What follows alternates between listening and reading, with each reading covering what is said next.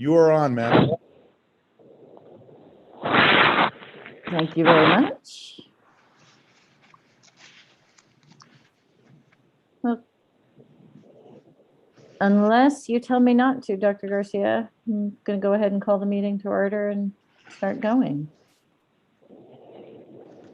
She nods. She gives a thumbs up. Okay. I will call this meeting to order. It is May 19th. This is a Santa Fe Public Schools Board of Education meeting. It is 4:31.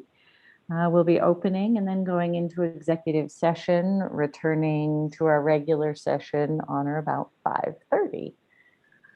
We currently have Vice President Garcia, Dr. Gonzalez, Board Member Price, and Secretary Bose. We have a full board with us at this point. So we will start with the Pledge of Allegiance and salute to the New Mexico flag in English and in Spanish, as well as the acknowledgement of tribal land. Does anyone feel inspired to lead in the pledge and the salute to the New Mexico flag? I'll go ahead and. I'm happy to help, Madam President. All right, why don't you go ahead in English and I'll do Spanish again. Okay. I pledge allegiance to the flag of the United States of America and to the republic for which it stands, one nation, under God, indivisible, with liberty and justice for all. Juro fidelidad a la bandera de los Estados Unidos de América y a la república que representa una nación bajo Dios, indivisible, con libertad y justicia para todos. I salute the flag of the state of New Mexico, the Zia symbol of perfect friendship among united cultures. Saludo la bandera del Estado de Nuevo México, el símbolo Zia de amistad perfecta entre culturas unidas. The acknowledgement of tribal land. We acknowledge the original people of the land, the Tesuque Pueblo people and other tribal nations, and ask them to walk with us today as we share and learn together.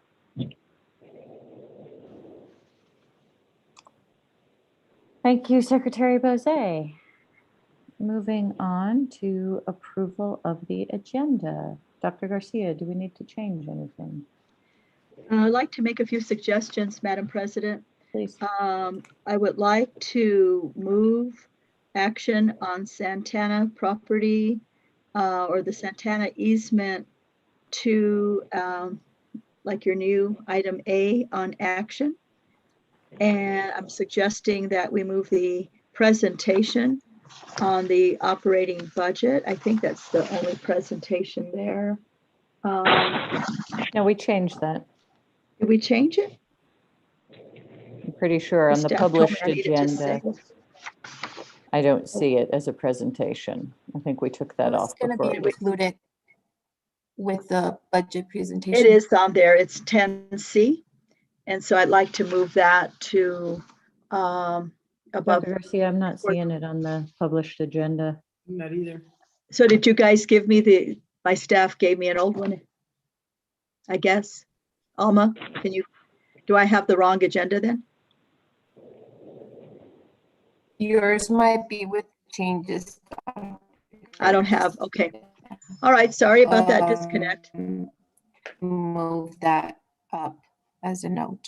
Sorry. As long as I just wanted to move, if it's not on the published agenda, then we're fine. I just obviously have the wrong agenda. I think the agenda is fine on that as published. All right, thank but you, Madam President.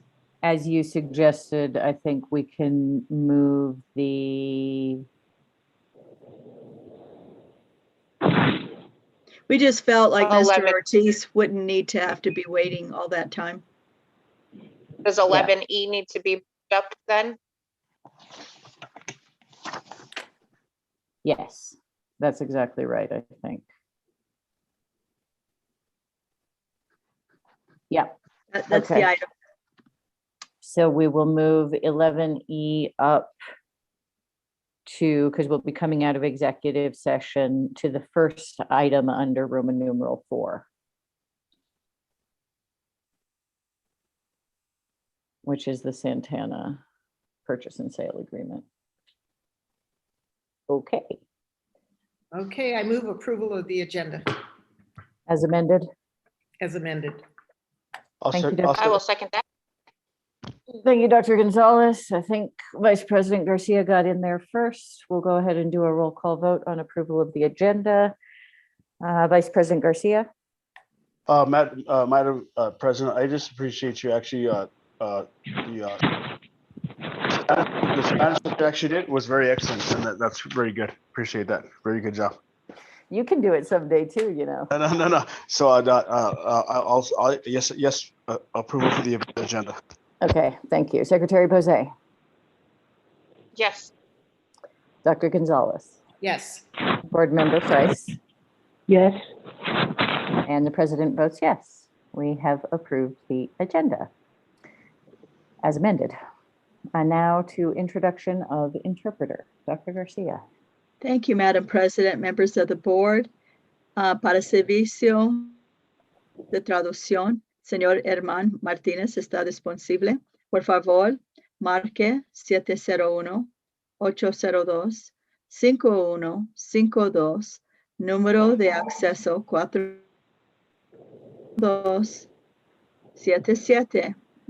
4277-932#. Thank you very much. Now we are moving on to item 3, which is executive session. Secretary Bose.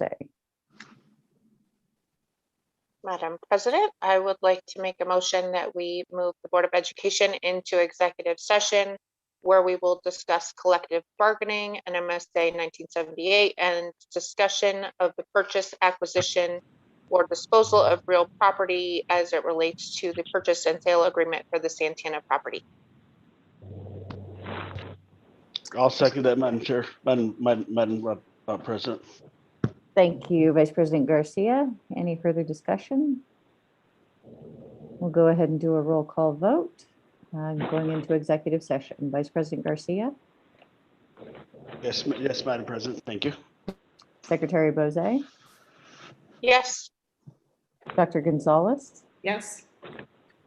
Member Price, Yes. and the president votes yes. Madam So- President, just really quick, I'm sorry to interrupt you. So do we have to go to a different website, or can we just, is Alma going to connect us to executive session? We have to click on it ourselves. So she sent a link. it. She sent an email towards the end of the day, but yeah. Thank you. Thank you. We'll see you all over there, and we will be back in the regular session round about 5:30.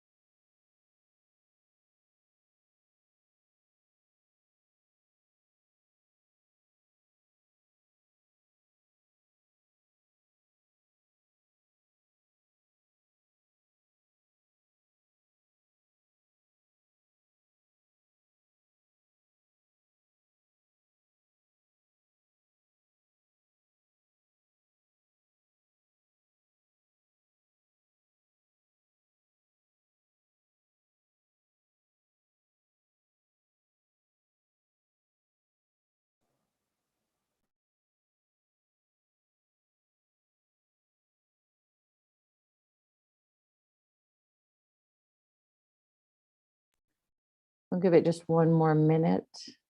Ms. Price is dialing in.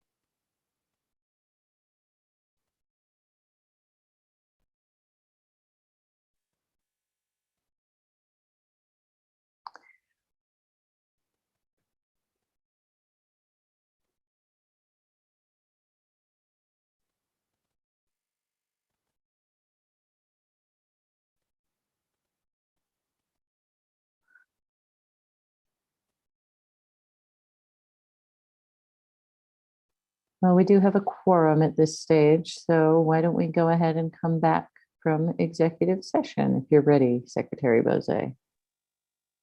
Absolutely, Madam President. I would like to make a motion to bring the Board of Education out of executive session where we discuss collective bargaining and the purchase, acquisition, or disposal of real property as it relates to the purchase and sale agreement for the Santana property, and no action was taken. Thank you very much. I'll go ahead and second that motion. Any further discussion? We'll go ahead and do a roll call vote. Vice President Garcia. Don't see him in the meeting at this stage. I have sent him a text. Secretary Bozay, Yes. Dr. Gonzalez, Yes. Board Member Price. I did speak with her and she should be dialing in. But she does not appear to be here at this stage. So the president also votes yes. So we're back from executive session.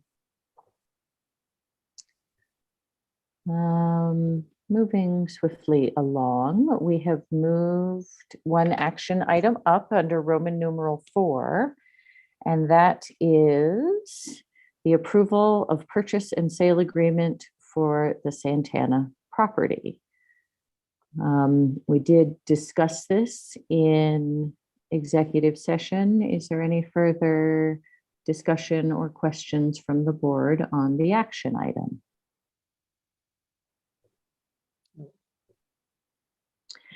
Okay, I'll go ahead and make a motion that we approve the purchase and sale agreement for the Santana property for $355,000 plus closing costs in accordance with the terms of the purchase agreement, which will be attached to the minutes of this meeting. I'll second that. Okay, thank you, Dr. Gonzalez. Just got in there. Any further discussion on this item?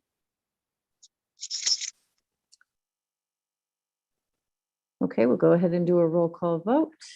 Vice President Garcia? Nope. Secretary Bozay? Yes. Nope. Dr. Gonzalez? Yes. No. Board Member Price at this stage. And the president votes yes.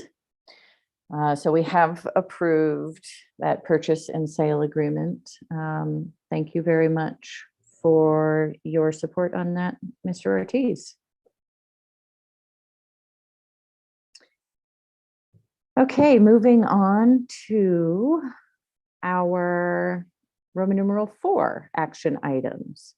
We have the approval of the 2021 and 2022 operational and then the operating budget. But we will start with a presentation and discussion on this item. Dr. Garcia. Thank you, Madam President, members of the board. While we do have I'm the sorry, two- Dr. Garcia. One moment, just want to check. Board Member Price, it looks like you're with us now. Board Yes. Member Price? Yes, we can Hello? hear you. I'm here. Excellent. Thank Okay. you very much. Good to have you. We're just getting started on the budget items. Okay, thank you. Dr. Garcia, please go ahead. You're muted. All right, here we go. Thank you, Madam President, members of the board. We are pleased to present today our balanced operating budget. We will be just going to go over the overview, presenting and the lead today, and I want to congratulate him on a job well done, is our now no longer interim, but Chief Financial Officer, Robert Martinez. Congratulations, Mr. Martinez. So we will be going over, if you could go to the overview slide, please. I also just want to note that Vice President Garcia is now with us. Oh, terrific. Thank you, Madam President. So we will be reviewing the operational budget, right, which comes from through the state equalization guarantee. A brief review of the ESSER and ESSER 2 funds, which we've already done before. As just going to remind everybody that we don't have the family income index information yet. We don't have the ESSER 3 funding information, which will, when that money does come in, staff will present it to you. And then as we get the money, you'll do a bar. And then the operating budget. Tonight, when you see the operating budget, you'll be able to see the operational budget within it with its line items. And technically, you could have just done one vote for the operating, but we thought we just went ahead and put both on there. And of course, time for questions and answers. So at this point, I believe that Mr. Martinez will go over. And I'm going to ask, I think, Ms. Price to mute if she could. Might be helpful. Ms. Price, can you mute? Sure. Thank you. So, Mr. Martinez, do you want to go over this slide, please? Absolutely. Thank you, Dr. Garcia. Madam President, members of the board, Superintendent Dr. Garcia. These are some impacts that have been addressed at prior finance subcommittee meetings. We'll get a quick review of some of the major impacts. As Dr. Garcia has mentioned earlier, there were some adjustments made to address the decline in student enrollment and the decrease in the generated units from the 910B5, or what we call the SEG tool. We meet the mandated 1.5% increase for all employee work groups throughout the district. Includes the board priorities, for example, employee insurance cost increases. We've improved our estimated cash balance to $4.7 million, which you will see on the following slide. Carissa and the ESSER 2 funding utilized to address operational budget shortfalls. And the budget will also be, it'll need to be modified in the form of budget adjustment requests, BARs, which the board does approve on the consent agenda for the ARP ESSER 3 funding and the Family Income Index funding by the Public Education Department when that is awarded. Before you go on, Mr. Martinez, I'd like to just mention two things. So as he said, they're on the consent agenda, but I would imagine that those items are pretty big, and I would recommend that staff prospectively just put them as action items so that you're aware of it, so you don't have to call those out. And then in light of the action item taken tonight with the sale of the Santana property, I would recommend that this just be set aside and go, because it's non-recurring revenue, would get our projected cash balance to 5 million, which would be very close to your 5%, where we would like to be. And that's just hot off the press because of your action tonight. These are the FY22 operational budget balancing overviews. Previously, we've gone through these, the new deficits listed in red on the upper left-hand corner, equal the sources of revenue to provide for a balanced operational budget. So the new deficits and the other costs, non-recurring, equal the sources of revenue for 4.5. As you can see in this budget balancing overview, there's the cost of the 1.5% salary increase, the mandatory benefits, the 1% mandated employer contribution for ERB, the employee benefits, which was a board priority, the three-tier Robert, stop on that one. So if we can look at what a 1.5% increase for all employees is at about 1.6 million, right? So if you were to look at what the employee benefit increase was, 440,000, it's a little less than 0.5%. So if the board were not picking up this increase, employees actually would see 0.5% less when they got their raises. So in effect, it is a 0.5% raise right there from the employee benefits, right? And I think it's something that's often overlooked, that the board is making this contribution and very close to a 0.5% increase in pay, or what would have been a decrease in pay had this not been done. And so I think it's just something that it needs to be highlighted, and wanted to point that out. Thank you. Mr. Martinez, please continue. That is a great point. Thank you, Dr. Garcia. Also in here, we have our contract services that were initially funded out of the CARES Act funding, and our crossing guards. The sources of revenue are the NIMSIA risk premium. We had a decrease in that, so we got $75,000 more in our operational budget from that. District supplies, materials, we moved to the ESSER 2 funding. Adjustments to decline in the student enrollment, and the additional revenue listed on the 910B5 SEG tool of 1.2 million. Our other non-recurring costs are increases in the utilities, GO bond election costs, that election will be coming up, and other contracts. I'll move your attention down on the cash balance. Our estimated cash balance is currently 5.2 million, bringing the cash balance percentage to 4.7%. As Dr. Garcia said, that gets it significantly close to the district policy of the 5%, which would be great for the district to have, and makes an impact on our bond rating. Moving along to the Carissa and the ESSER 2 funds for FY22. This outlines the funding plan that the district submitted to the Public Education Department April 1st. This shows the funding for FY22. And so it's 3.975 that we had allocated for FY22 from this funding. We have the ATC charter portion, the communities and schools, the family engagement officer, FTE, our truancy coaches, instructional materials, professional development, the district supplies that we moved from operational, college and career plaza. Our operations increased costs. Those are from facilities and maintenance. As you can see, we've done a lot of renovations to our facilities or upkeep to our facilities for HVAC, making sure that we have everything in line to have the facilities running in high fashion, so we could have all of our students back, hopefully, and personal protective equipment, our PPE. So our total costs equal what our total budget was for FY22. And these funds are intended to help bridge, because of, they recognize, right, schools have lost either enrollment or have had additional costs. As you, I'm just foreshadowing, as you continue to build the budget, you'll look at where ESSER 3 will fall, but a few of these FTEs would need to be then moved back over to operational. In a couple of years, hopefully we will have seen increase in revenue.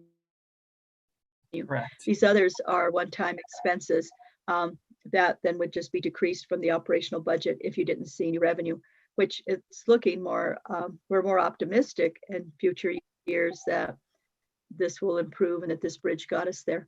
Without it, we would have had to have made another close to $4 million in cuts. And that would have been devastating to the budget. Absolutely. You want to go ahead?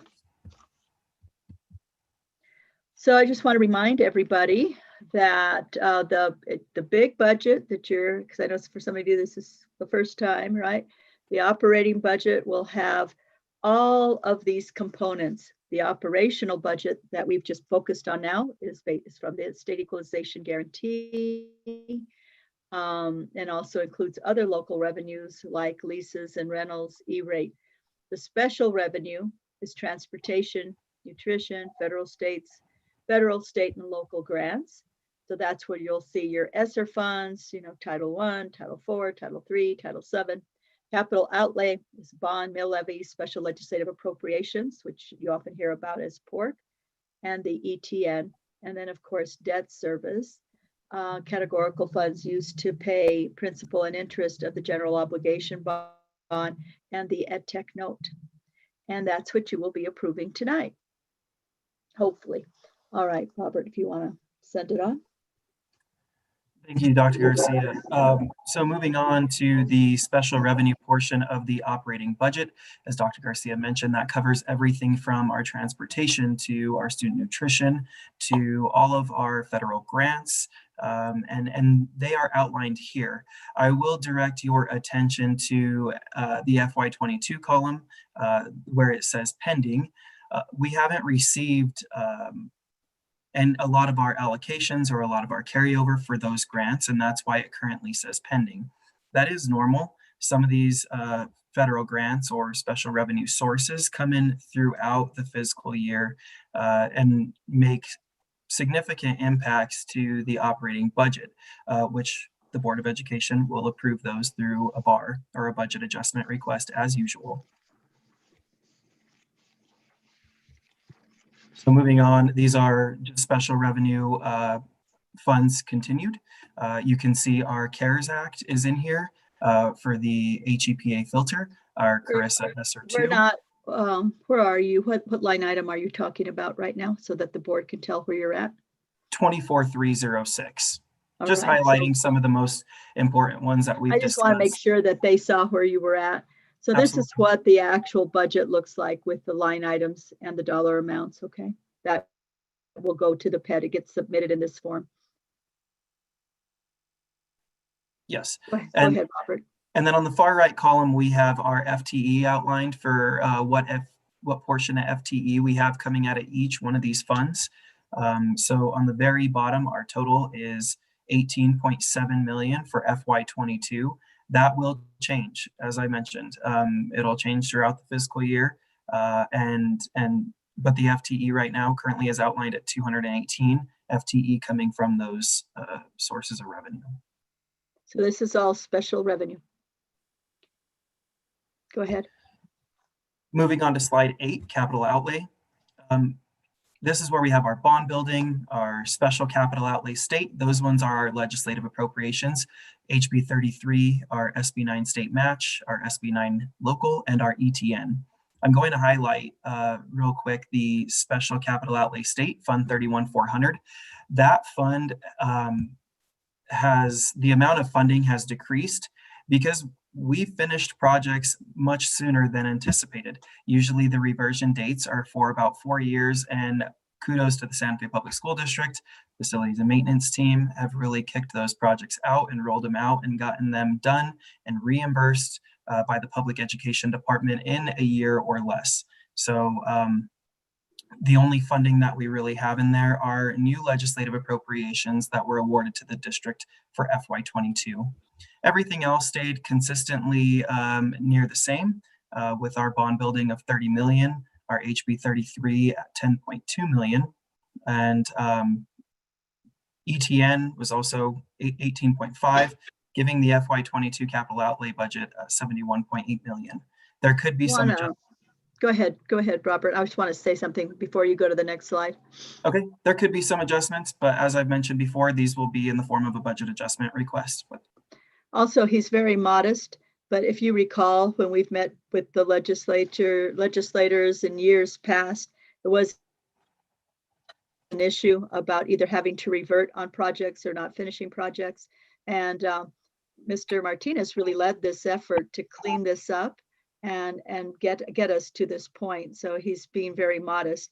a lot of credit to him on that fund that had been problematic for so many years. So good job on that.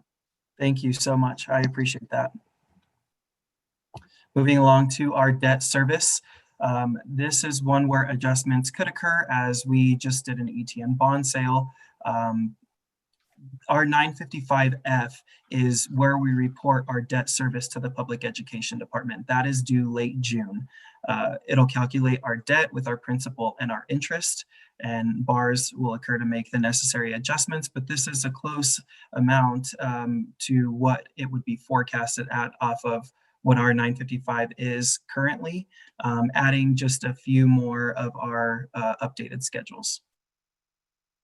It's 56.3 million in total for bond interest, bond principal, other services, debt service, and our county tax collection. Moving on to slide. This is it. I was going to say, here it is, the operational budget. This is the operational budget roll-up, the projected, including ELTP. This is the breakdown of the operational. Hold on, Robert. Extended Learning Time Program. Those additional 10 days, the professional development and after school. Okay. Thank you. So go ahead, Robert. As you can see, this is broken down from our salaries to the employee benefits portion. This is just the operational budget at this time. I want to add, this includes anything from supplies to our professional services. So our total operational fund budget is $112,592,701, which matches the 910B5 or the SEG tool amount that we've received from the Public Education Department. Can you point out what it actually is without extended learning? Yes, it is 106 million. I have that right here, sorry. It is 106,569,835. Our extended learning time program, which is ELTP, is about $6 million, $6,022,000, which is also factored into this operational budget roll-up.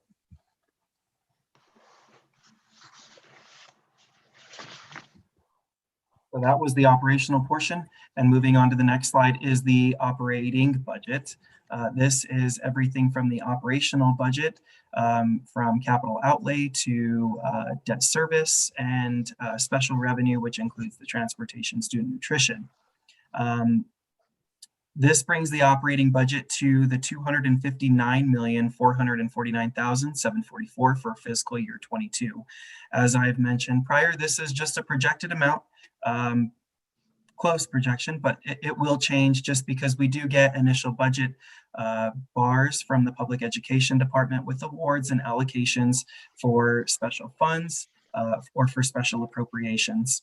And as those special revenue awards are allocated, this will change the amount on a monthly basis. So as I mentioned previously here, you'll see more money budgeted, especially on the capital outlay side, for property services, for professional services, for other purchase services. And those are really going alongside with maintenance to facilities and our custodial contract, things like that. Debt service is also factored in at the 56.3, which, as I mentioned before, brings the total operating budget to 259, almost 0.5 million. So moving on to slide 12, this is just the breakdown of the FY22 operating budget, showing a quick breakdown of each fund, how we got to the 259.4. You have your operational at 112.5 million, your special revenue at 18.7, capital outlay at 71.8, debt service at 56.3, and these charts on the right side show the portion of the expenditures and of the budget that is funded from each of those funding sources. As you can see, the main slice of the pie is our operational budget. Capital outlay and debt service are close in there, and our special revenue is a much smaller portion. As you can see, that had the unit value not increased, it would have been really a more devastating budget for us due to the loss in enrollment. Because if you compare operational budget from fiscal year 21 to 22, you see that increase had to do with the unit value, but had that not increased and stayed the same with the loss of students, it would have looked very, very different. But you it also- seems like that's extended learning time. That's which I know exactly right. Is embedded in the, That's exactly value. right. You are absolutely right. That also made a big difference. Correct. And Our extended why- learning budget last year was about 700,000 compared to the $6 million from this upcoming fiscal year. Because of going school-wide. yeah. Correct. If we could go back to the previous slide, and you may have touched upon this, the pie chart slide, please, Robert. But why such a big decrease in the special revenue from FY21 to FY22? So it's not going to be a decrease. It's just because we haven't received any of the carryover or the new awards for FY22. So at this time, I can only present and enter budget to the public education department for what has been awarded and for what has been allocated to the district. This will change significantly, as I will say that 39 million from FY21 increased significantly as well. A lot of our awards don't come in until several months after budget is submitted. So I do expect that to change significantly and get our operating budget into the $300 million range. Thank you. Absolutely. So we're actually ready to stand for questions at this point before we go over upcoming dates and process. So if anyone has any questions about any slide or Questions portion from the of this? board? Dr. Gonzalez. Madam President, Dr. Garcia, members of the board, when do you expect to get the ESSER and the family income index? Madam President, members of the board, I've consulted with my magic 8-ball and it says not at this time. Ask Truly, again. I really don't know. Ask again. We've asked. One thing I've heard is that they're waiting for people to expend FY22 ESSER funds before they'll issue ESSER 3, which is pretty crazy because we can't expend them till the end of the year. I really don't know that answer. We continue to ask, and I'm sure Mr. Martinez, as he gets an update, will certainly apprise the board. Thank you. Madam President, Go ahead, Vice President Garcia. just really quick, Dr. Garcia, thank you for what you've done and your entire team. Mr. Martinez, great job. The new superintendent that's there, those are some big shoes you got to fill. And like a few people told me, that's the best superintendent in the state, and take care of her. We tried, but she has to leave. But Mr. Martinez, you're a young man, and you're doing good. Step up to the plate. Mr. Larry Chavez, you're a new guy, and you're gonna step up to the plate. And Saturday Public Schools is doing great. And I just want to say, to the team that you had, Dr. Garcia, it's unfortunate that they're having to retire. They're going to retire and leave, and it breaks my heart. But they have to do what they have to do. But thank you for your entire team. Mr. Martinez, hang in there. You're a great, smart young guy, young man. Mr. Chavez, you'll do a good job. I know that. And I just wanted to say that, put that on record as to thank you for what you all have done for the public school system in Santa Fe, because we're top notch. Thank you for that. Thank you, Madam President. Thank you, Mr. Garcia. Thank you, Vice President Garcia. Other questions, comments from the board on the operating or operational budget?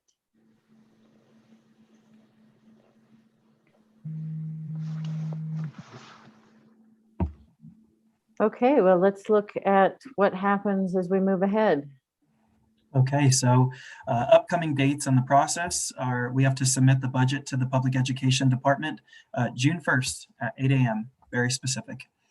So we will be working on implementing the budget into the OBMS portal, which is the communication between the Public Education Department and the Santa Fe Public School District upon your approval. Budget adjustment requests, BARs, to address impacts to funding, as I've mentioned a few times throughout the presentation, those are normal. And other than that, Dr. Garcia and I will stand for any other questions or comments.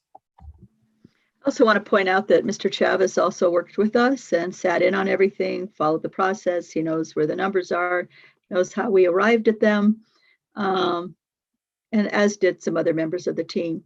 So I think they're very ready to continue to implement this budget and to keep the board apprised of changes. And there will be big ones. That family income index could be a significant positive impact on the schools. This will be a big, heavy lift for them and the school advisory councils.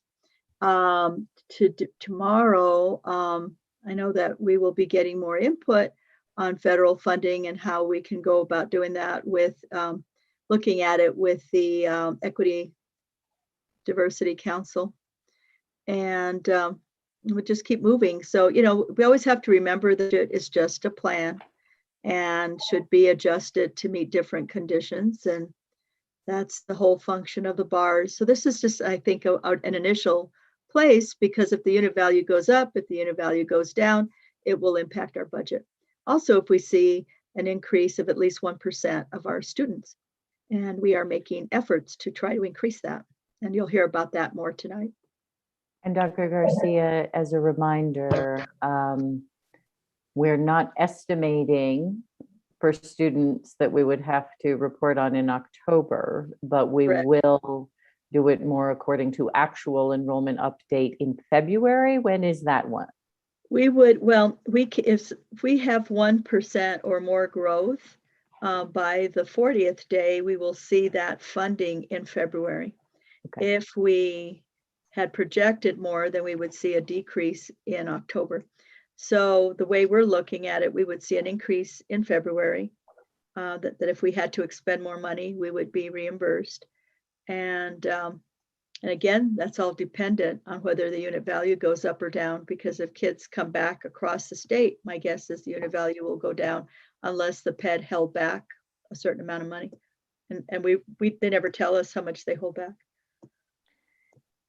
And if you would, is it a PED requirement and a board policy of cash reserves at 5%, or is that just our policy? State it's not a policy, it's a recommendation from the Okay. state at 3%. The board has a policy at 5%, which I think with this new, the bar that you'll be doing when you actually receive the money from the Santana sale should get you very close to the 5%. Yeah. And in potentially unpredictable times, it might be good to have a little bit of a cash balance. Absolutely. Other questions, comments from the board? Madam President, I do. This is Rudy once again. Go I ahead. just want to put this on record. Dr. Garcia, great job. Larry Chavez, you did an excellent job, and your entire team, Ms. Singh and everybody else, the entire team, great job. Thank you for what you do for the district. And my district, I grew up off of Airport Road, and I see kids off of Airport Road, and it's hard for me. But being a policymaker, it's even harder. But what my fellow policymakers do, great job that we do, because you get a lot of criticism all the time, as into, oh no, you're not doing this right. Really, yes we are. And your team, Dr. Garcia, and your team, your entire team, and all the educators, all the teachers, counselors, wherever else, great job that you do, because you have passion to do what you do for our community. I appreciate that. And it's just hard, but we'll get it done, and we'll do what we need to do. But Santa Fe Public Schools, we're doing good.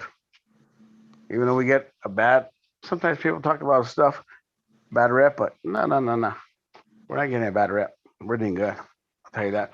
But Dr. Garcia, thank you. Madam President, thank you. And for the entire educators and everybody else that works for the schools, Thank you. Appreciate that. Thank you, Thank Madam you. President. Thank you. Okay, I think we're getting close to action. Do we need to take two separate actions as it's listed? No, I think you could choose not to because the operational budget is contained within the operating. Yeah. So, yeah, so I think you could just do the operational and we would have covered everything. Well, let me do it this way. Let me go ahead and make a motion to approve both the 2021-22 operational and operating budgets. I will second that. Okay, there we go. Thank you, Secretary Bozet. Any further discussion? I do want to say that, you know, we've been through a number of budget presentations. It's been an incredibly evolving situation and really appreciate the work you've all done. It always looks, I know, way easier to us than it is behind closed doors. And I'm guessing, Dr. Garcia, that you did this more over Zoom again this year than with the whiteboards in the office like you like it, but appreciate the work from you, Mr. Martinez, and everyone, Mr. Chavez, everyone who has been involved in this. And it will continue to be something we look at, and we will see the bars to increase the special revenue, hopefully by at least 19 million or so. And we will see the family income index and lots of other opportunities. So this year, more than ever, it is an evolving picture, and we appreciate everybody staying on top of every penny, because it's also quite clear we still don't have enough money. We would love to be able to pay people more. And, you know, I think this board has, as Dr. Garcia mentioned, very seamlessly picked up the commitment of previous boards to not have our employees have the costs of benefits increase. So, you know, about an additional 0.5%, which could go another way. And I appreciate that this board is doing that, because we wouldn't want to give a 2% raise and take away 0.5% on the other hand, or give 1.5% and take away 0.5%. And it would be great if there were a lot more money, but it's also clear that the stimulus funds are really important for these next few years. So we'll keep watching and being very careful to do our best and keep moving things around to keep the money in the classroom and to as close to the students as possible. Okay, we'll go ahead and do a roll call vote on the 2021-2022 operating and operational budgets. Madam President, did you get a second from somebody? I did, Secretary Bozet. Okay, thank you. Okay, so on the motion to approve these two budgets for the next fiscal year, Vice President Garcia. Madam President, yes, I vote yes for the budget. And it, you know, we just dealt with the stuff with the county budget, a $300 million budget, and now I'm dealing with the schools. And you know, I love this community. It's good, and we got to do what we have to do for this community. And we have passion for what we do, and it's great. And I like to thank my colleagues as into moving forward, because it's hard to do what we do out there, and we do it. But yes, I vote yes. Thank you. Thank you. Secretary Bozet, Yes. Dr. Gonzalez, Yes. Board Member Price.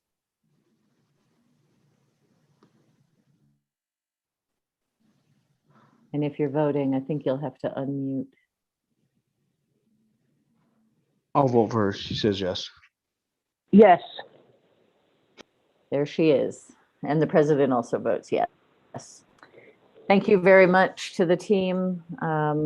We have a budget for the next year. Thank you so much, Madam President, members of the board. Madam President, if I might just say something real quick, I Yeah, want to thank please. Dr. Garcia for her leadership through this. and for helping me get to this point, and also to Deputy Superintendent Christy Wagner and Linda Sink, Associate Superintendents Larry Chavez and Vanessa Romero, Cabinet. It has been such a teamwork, business services to get this in and to just have that collaborative build a budget. So I personally want to thank you all. It's been great. Thank you. Hallelujah. Thank you all for your work. Okay, well, now we get to celebrate a little bit with our Roman numeral 5 on the agenda, School Board Showcase. We start with the Santa Fe High School Choir. Dr. Garcia. Thank you, Madam President, members of the board. I'd like to turn this portion of the program to our music coordinator, April Pickrell. Good evening. Tonight, I have the pleasure of introducing the Santa Fe High School Men's Choir, conducted and taught by Marilyn Barnes and Caleb Heaton. Miss Barnes' choirs are known throughout the city, state, and internationally because they sing at many, many events, such as school board meetings, city council meetings, the Christmas tree lighting for the governor, outreach with semi-staged Disney shows to countless middle and elementary schools, parties, art gallery openings, music festivals, the naturalization ceremony, and the list can go on and on. Over her career, Miss Barnes was awarded the Music Educator of the Year and has received the Teacher Who Inspires Award sponsored by the Partners in Education Foundation twice. Miss Barnes has dedicated her life to her students at Santa Fe High. Whew. We want to thank her for her service of over 30 years and 14 years of service for SFPS because after this year, she's retiring. We appreciate her great efforts to build such an amazing choir program. We will miss Marilyn and we hope she has a restful and exciting retirement. Grab your tissues. This beautiful performance will go straight to your heart.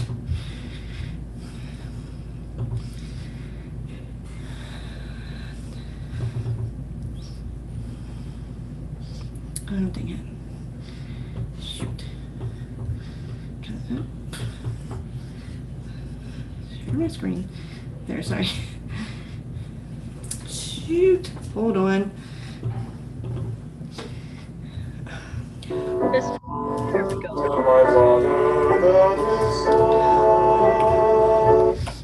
Okay.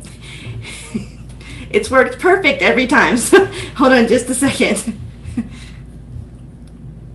No worries, take your time.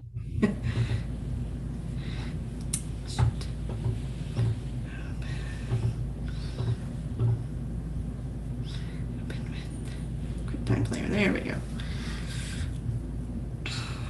Okay, so do this, share my screen. There we go. And then, here we go. All right, here we go.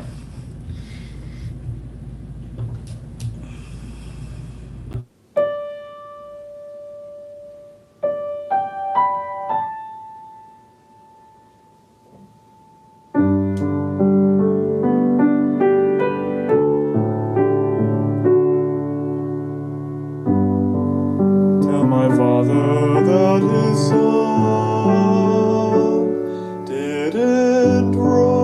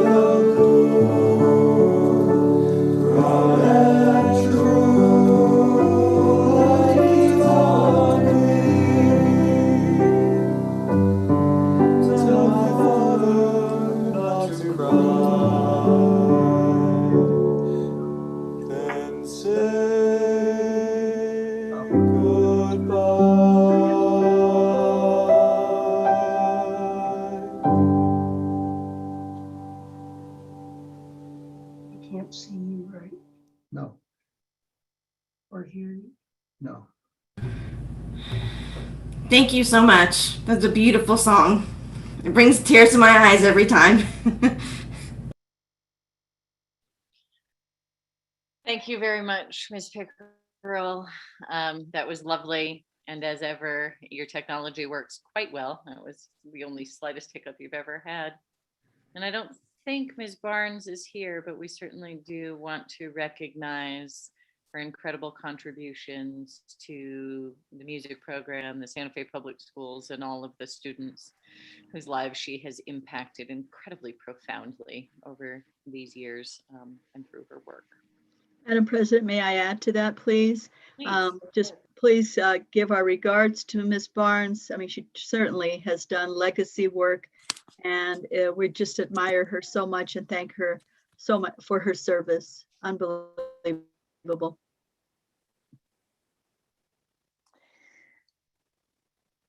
Okay, thanks again, Ms. Pickerel. Moving on our school board showcase, we next have Early College Opportunities High School, Turning Pens with Traditional Tools. Dr. Garcia. You're muted. I'm sorry, I do that. I just automatically mute and forget. So I'd like to, I'm just really excited about this presentation, and I'm going to turn this over to Mr. Larry Chavez, who supervises the high schools, who will make the introduction. Good evening, Madam President, members of the board, Superintendent Garcia. I'd like to introduce Mr. Michael Hagley, who's the current principal at ECO, and as announced yesterday, he will start as Assistant Superintendent July 1. So again, I got to view this video. It's amazing. Please pay attention to what the final product looks like at the very end. And just to note, Mr. Hagley's son was the editor of this video. So Mr. Hagley, I turn it over to you. Thank you, Mr. Chavez. Good evening, Superintendent Dr. Garcia, Board President Noble, and members of the board. Several students from ECO are excited to share with you their woodworking skills, specifically turning pens with traditional tools. Joining us this evening are Paul Motzinger, Santa Fe Community College dual credit instructor, as well as David Wall and Alan Becker from the Enchanted Woodturners of Santa Fe, who volunteer their time and expertise at ECO. You will hear from them and the students in a short video that I would like to share with you now. Please enjoy.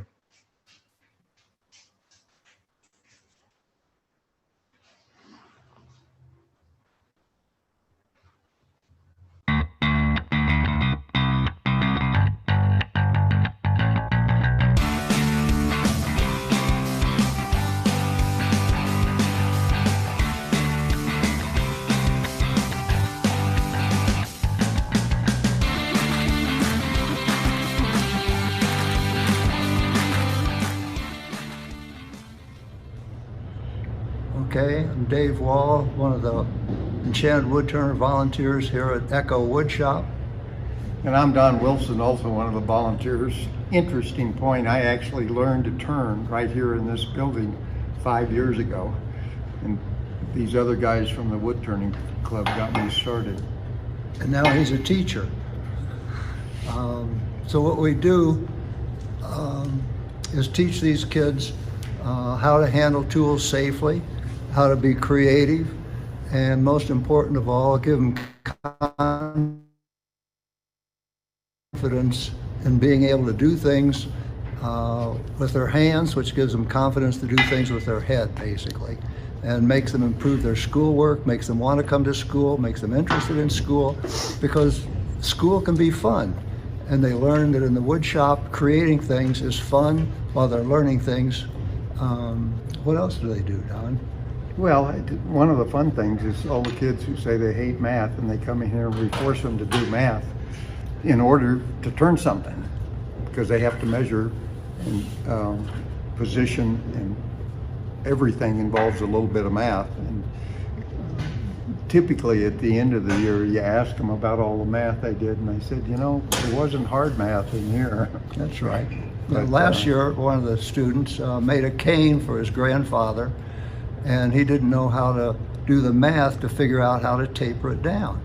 Well, we spent about 2 periods learning the math, and he was very proud of it, gave it to his grandfather. The came back the next week and said, I want to make another cane. And I figured out all the math. So it really makes the kids learn a lot of things besides wood turning.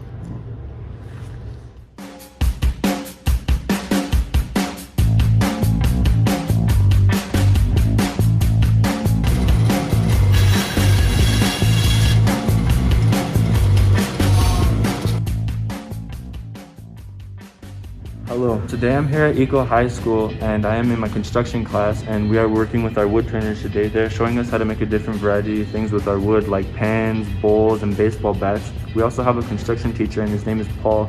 He takes us to another classroom and has us work with construction tools, and he shows us OSHA safety standards. He shows us good communication skills and job skills. He also works with us on making actual construction projects like barns and sheds and stuff. And we are planning on making a house soon.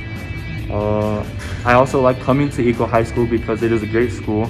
They give you time and space you need to finish on your work. They also treat you as if you were an adult, and yeah. So my name is Paul Motzinger. I teach the dual credit construction and greenhouse classes here at Eco, and have really enjoyed working with students and seeing what they can do when given the opportunity to do things on their own and with hands-on activities. The wood turners come in, the volunteers work with these students, and they get contact with another generation. It's been a very positive thing. So overall, this has been a good experience. I can explain it. Yeah, you could explain better. This is an acrylic pen. It is dipped in 24 karat gold. It's made on a lathe, and we use different types of tools like a roughing gouge and skew to make it look like this. And we also have to hollow it out because it's a solid blank. You have to hollow it out, and after you hollow it out, you assemble your pen with this tool right here. Hi all, my name's Alan. I've been working with the students here at ECHO for 7 years now. And I'm just amazed at the way the students react to the program here. Our goal when we started was to build confidence, and you can see that every day when we're here. The kids that come in here, we give them a little bit of help, and then they go on their own, and it's just fantastic. Just a lot of fun. I really enjoy working here.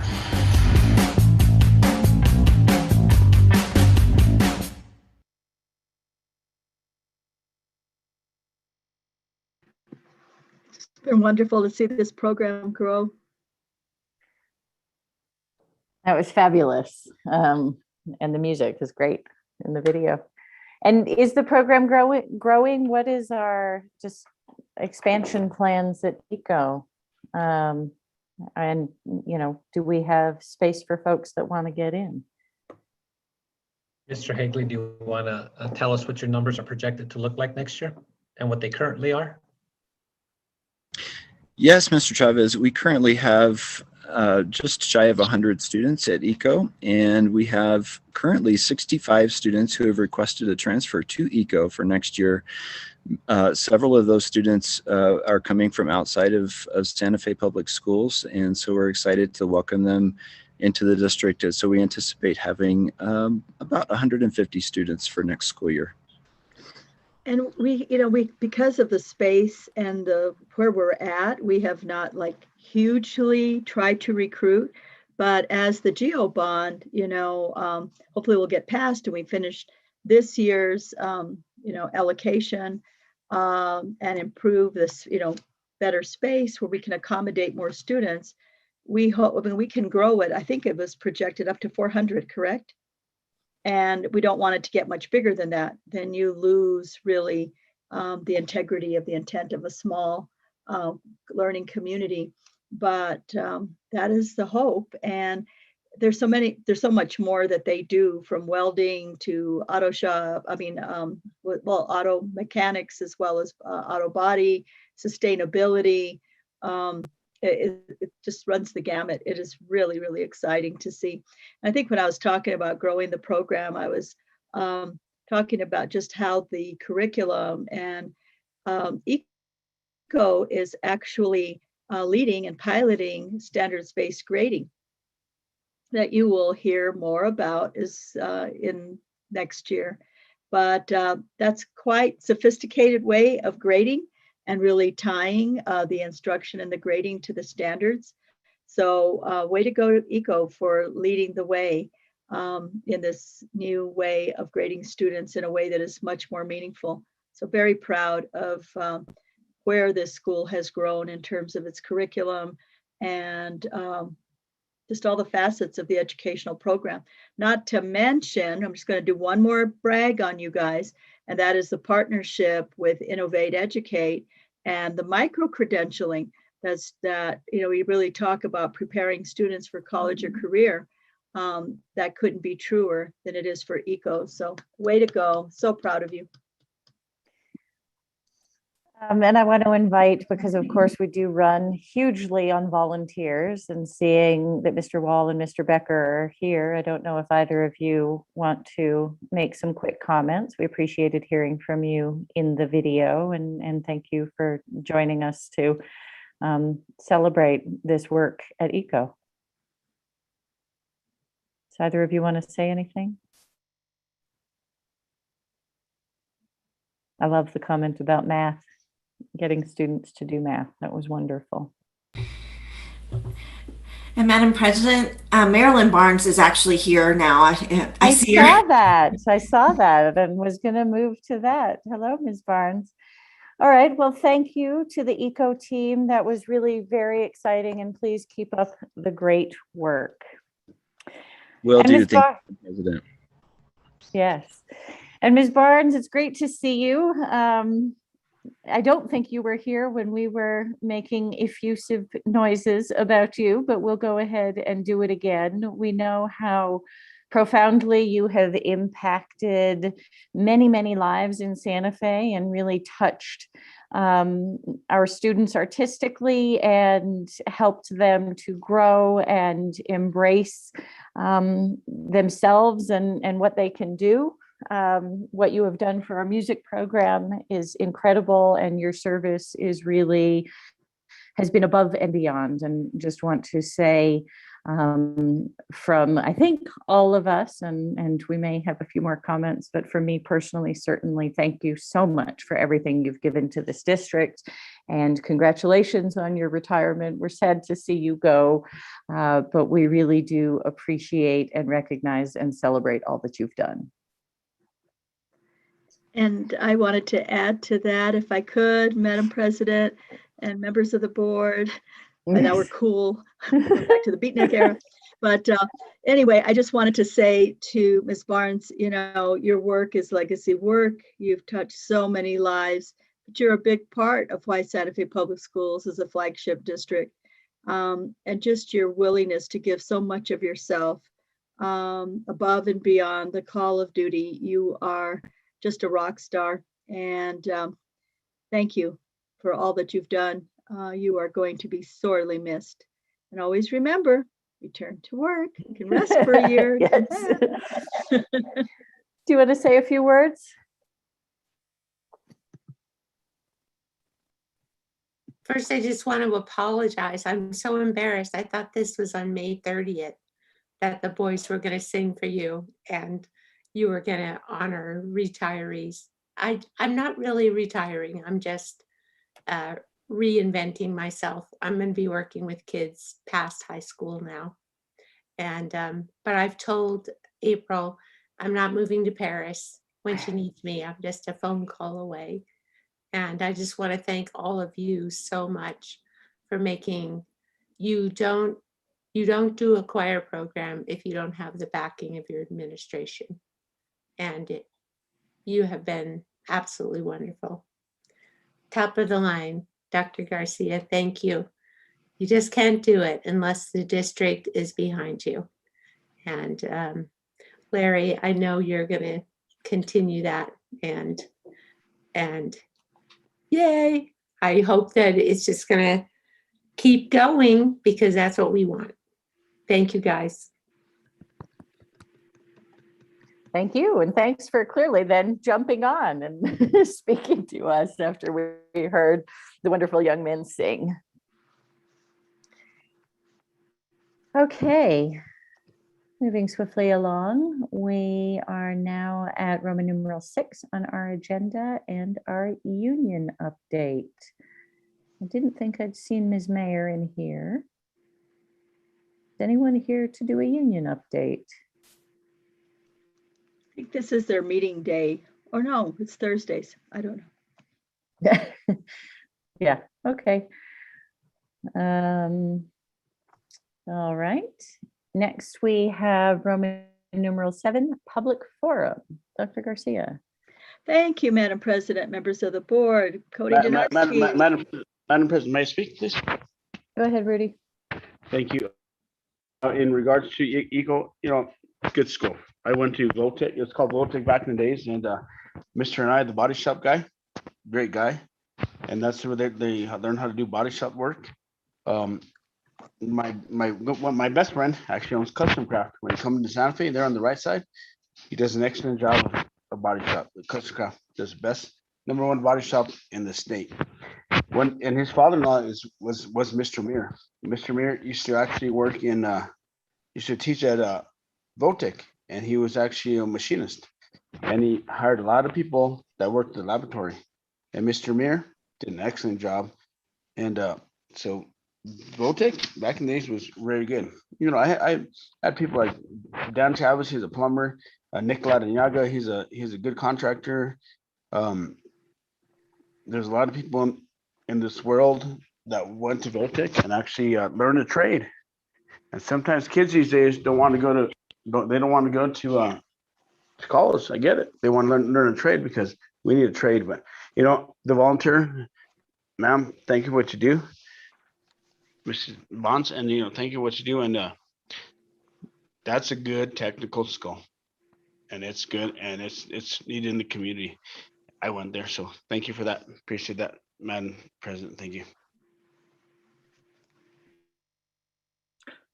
Okay, on public forum, Dr. Garcia.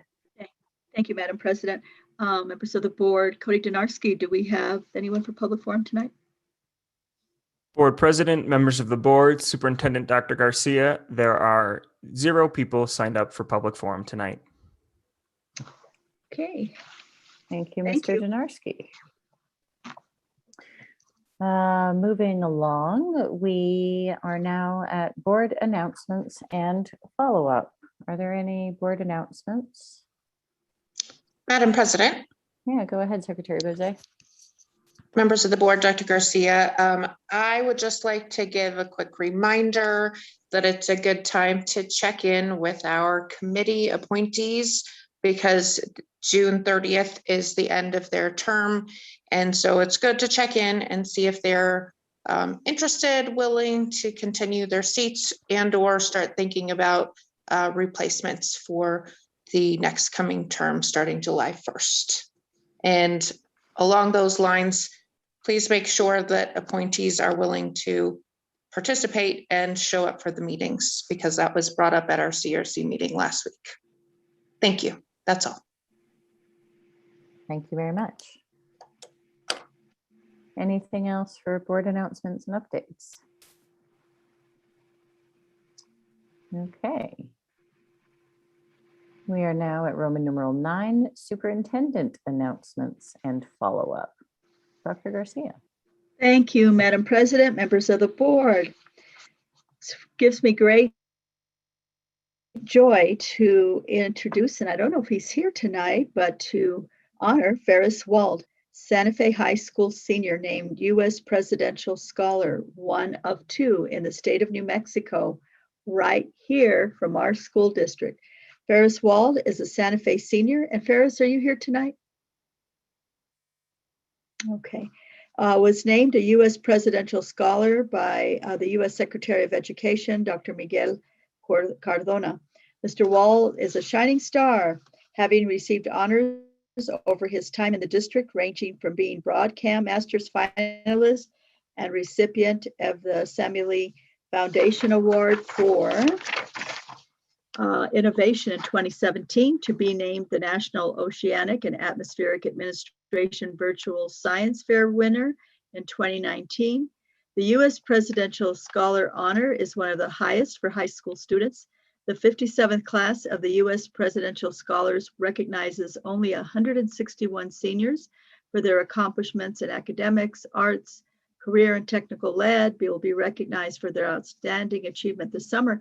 He was also a nominee, I believe, for the NMSBA scholarship, and just really want to congratulate him for the recognition that he has brought to the state of New Mexico, as well as the Santa Fe Public Schools. Evan C. Marion, Santa Fe High School senior, was named winner of the National Merit $2,500 scholarship. Evan Marion, a senior at Santa Fe High, is one of 14 New Mexico students named a winner of the National Merit Scholarship. Only 2,500 students nationally were named winners. Evan was chosen based on his distinguished credentials and potential for academic success. Congratulations to Evan. Santa Fe Public School teachers named Teachers Who Inspire. This is an award that is given by the Partners in Education, and they recognize the following outstanding educators: Dr. Alicia Ayala from El Camino Real Academy, Hope Cahill from El Dorado Community School, Deborah Mayana El Camino Real Academy, Roxanne Star Trujillo, Atalaya Elementary School, Barbara Tetritz from Capitol High School, and Sharifa Wade Burton from El Camino Real Academy. Congratulations and thank you to the Partners in Education for honoring our teachers in this way. Wood Gormley, our teacher, Melissa Henry, Danae received the SAR Learns grant. Melissa is one of 16 Native American artists to be selected for the grant by the School for Advanced Research, SAR, in Santa Fe. Artists will be receiving funding for projects aimed at promoting intergenerational learning following the ongoing impact of the pandemic. Ms. Henry will create a Navajo language version of her film, This is a Hogan, and turn it into an ebook. Her 4-minute educational film is an exploration of the concept of home. This is a Hogan was commissioned by the Museum of Indian Arts and Culture in 2020 and includes an early elementary art lesson. And we're going to have the opportunity to see this film. And Dr. Christina Gonzalez, would you like to say anything before we show the film? Sure. Our art coordinator. Yes, thank you so much, Board President Noble and members of the board, Superintendent Dr. Garcia. It is my pleasure to introduce filmmaker and Santa Fe Public Schools art teacher, Melissa Henry, who is Dine, as Dr. Garcia mentioned, and her 2020 film, This is a Hogan. Melissa grew up on the Navajo Reservation and received a BA from Fort Lewis College and an MA from the University of Maryland at College Park. She has been a recipient of multiple awards and fellowships for her work in film. Melissa is a delight to work with. She's been with the district for a few years. And I think you're gonna see in this film, she has a wonderful, quirky sense of humor, which her students love. And as a faculty, we all enjoy working with her. And maybe after the film, Melissa, if you can say a word or two about your upcoming project grant. But Cody, if you will cue the film, that would be great.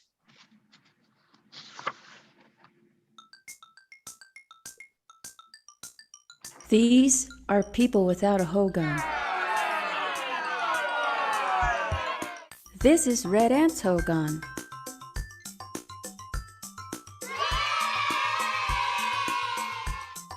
This is a Hogan made of earth.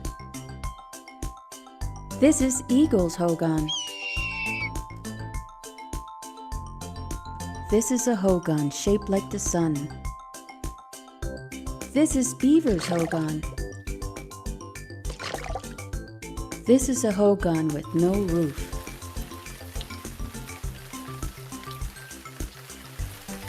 This is a Hogan with a roof. This is an old Hogan we found in the woods.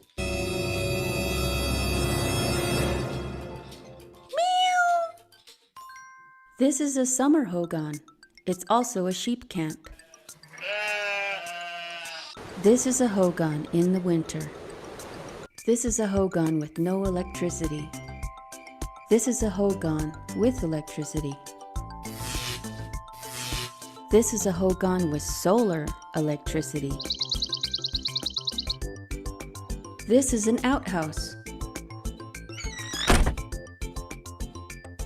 This is a hogan with a bathroom addition. This is a messy hogan. This is a clean hogan.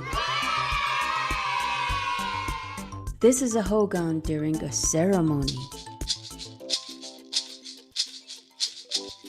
This is a casino hogan.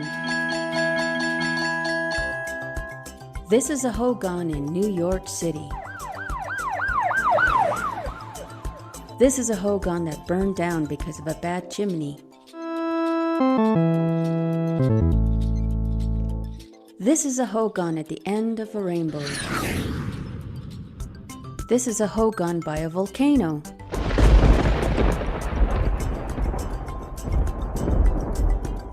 This is a hogan up in the clouds.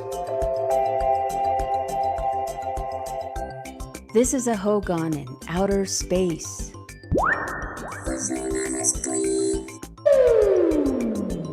This is my hogan. It's hot pink, has glitter, and glows in the dark. There's a little hogan next to it for the cats. There's another hogan for the chickens, and they have a trampoline inside. The cats and chickens are friends and like to play on the rainbows, so don't worry about them fighting. Inside my hogan, there's a place where you can just sit and do nothing.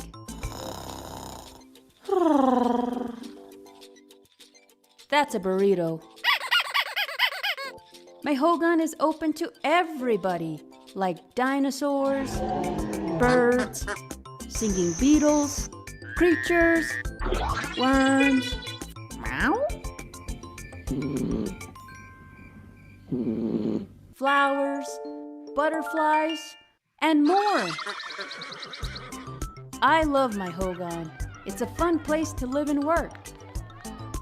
So, what does your hogan look like?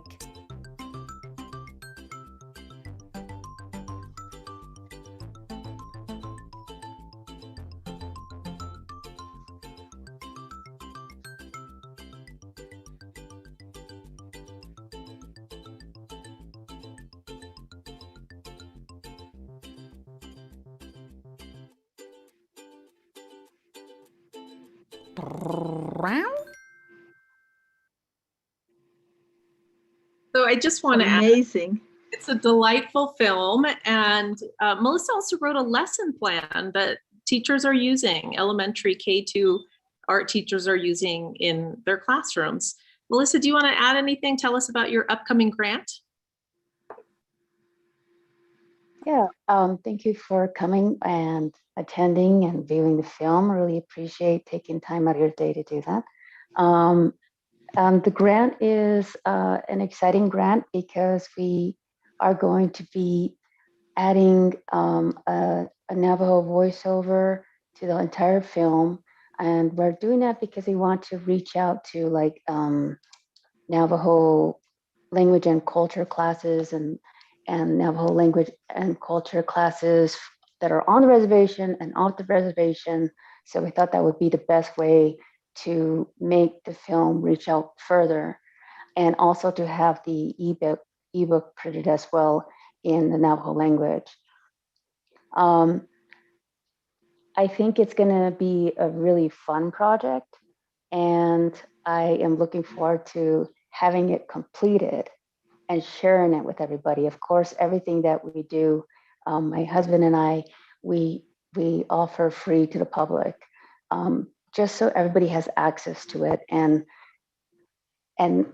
I think it's just really fun to share your work and to know that you're contributing somehow and in some way to culture in general. So I want to again thank you for coming, and thank you for screening the film, and please share it with everybody you can. Thank you for sharing it with us. That was really a lot of fun. It's wonderful. It's hilarious. There's Thanks. a lot of joy there, and really a highlight for us. Really appreciate you sharing your work, and congratulations. Thank you. I can't wait to read it to some kids. It's Oh, just yeah. awesome, and a wonderful way to share part of the Diné culture, and just fabulous. Just thank you so much. Thank you. I appreciate it. Madam President, if I may, I'll go right ahead. Sorry. Go ahead, Vice President Garcia. thank you for the video. Great video. You know what? It's I haven't talked to my father in a long time, and I talked to him for the last 2 weeks. And the Hogan, people don't realize what the Hogan is about. Got it? Understand that? Melissa, thank you for doing what you do. You know, with the no roof one, can't get. I understand that. That's used to be where I used to live in a no roof Hogan. I guess you want to call it that. And now they're casinos that have Hogans. But thank you for what you do, and I appreciate that. Great job. And Thank you for your kind words. no, you're totally great because a lot of Hogans have roofs and a lot of Hogans that have casinos now. But back when I grew up, I had a Hogan that had no roof, and it got rain and it got wet, and I got wet. But thank you for what you do. You and your husband, please do the good things. Thank you, Madam President. Secretary Madam President. Boucher? Yeah. Yes, thank you, Madam President. I just would like to, I'm wondering where we can see the video for sharing purposes, because I would love to do that. It was incredible. And also to say that I hope that Miss Henry knows that there are lots of other ways that she makes a difference and has an impact, I'm sure, in her classroom every single day, as well as this wonderful art that she is sharing with all of us. So thank you very much. Yes, Thank you. And how do we find it to share? Oh, you can just go to my website, melissahenry.com, and it should be right there. There's also a Vimeo link to other films that we've done. A couple of them are already all in Navajo, Horse You See and Run, Red Walk. And it's all on there, melissahenry.com. Great. Thank you very much. And thank you for being here, Ms. Gonzalez. No, thank you. And thank you for your leadership in our art program. Really appreciate it. Yeah. Thanks for having me here. I appreciate it. Thank you. Oh, that was great. And more good news. Adelante receives $100,000 from the Affordable Housing Trust. This award is to assist families with rent, including paying for back rent and rent for the upcoming months. This is a $25,000 increase over what we typically receive. And then the Safe Routes to School Community Partnership is a collaboration between multiple Santa Fe community partners, resulted in a Safe Routes to School federal grant that begins May 21, which is also Santa Fe Bike Month. The program will educate and encourage students throughout our district to walk and bike to school more often. The program will incorporate bike and pedestrian safety education in our PE classes and after school and summer programs. The entire effort actually began with a unanimous effort from this Board of Education in November of 2018, which set the wheels spinning to apply for the Santa Fe Routes to School grant in the first place. Because the board voted to support this application, we now have, drum roll please, $343,000 to program for social equity in our Southside School over the next 2 years. Thanks to Free Bikes for Kids New Mexico, each incoming fourth grader at El Camino Real will receive a free fitted bicycle and fitted helmet to enjoy the summer. 73 bicycles in all. The Santa Fe Public Schools Sustainability Office worked with multiple agencies, the Santa Fe Metropolitan Planning Organization, the Brain Injury Advisory Council, the city and county, 3 local nonprofits, and our own Executive Director of Transportation. So thank you, Elena Kayak, and to Lisa. I can't think of her name right now. It's not here. Randall. I'm talking about Lisa Randall, yes. And special thanks to Deborah Ledford, PE teacher at El Camino, and Jerry Lynn Morning Manzanares and Nino Otero for starting these health and safety programs for our students. Our kids are the beneficiaries of this, going this extra mile by our staff, and thank you to the board for your foresight. And then, Garcia, on that one, yeah, I just want to ask if we've done a press release. That's incredibly good news. I think we have, but if we haven't, we will. Great, thank you. And then emergency. Hold on, Madam President, really quick on that note. I used to ride BMX bikes all the time, and when I was growing up, these days when I see kids going up and down the sidewalks in Airport Road, and they're riding BMX bikes, it's awesome. I stop and tell them, it's cool to see you guys riding BMX bikes, and they do, and it's good to see all the participants that help out with us, because Boys and Girls Club, whoever else helps out, all the volunteers. But it's cool to see kids riding BMX bikes, because I used to do that when I was a kid, up and down there for road.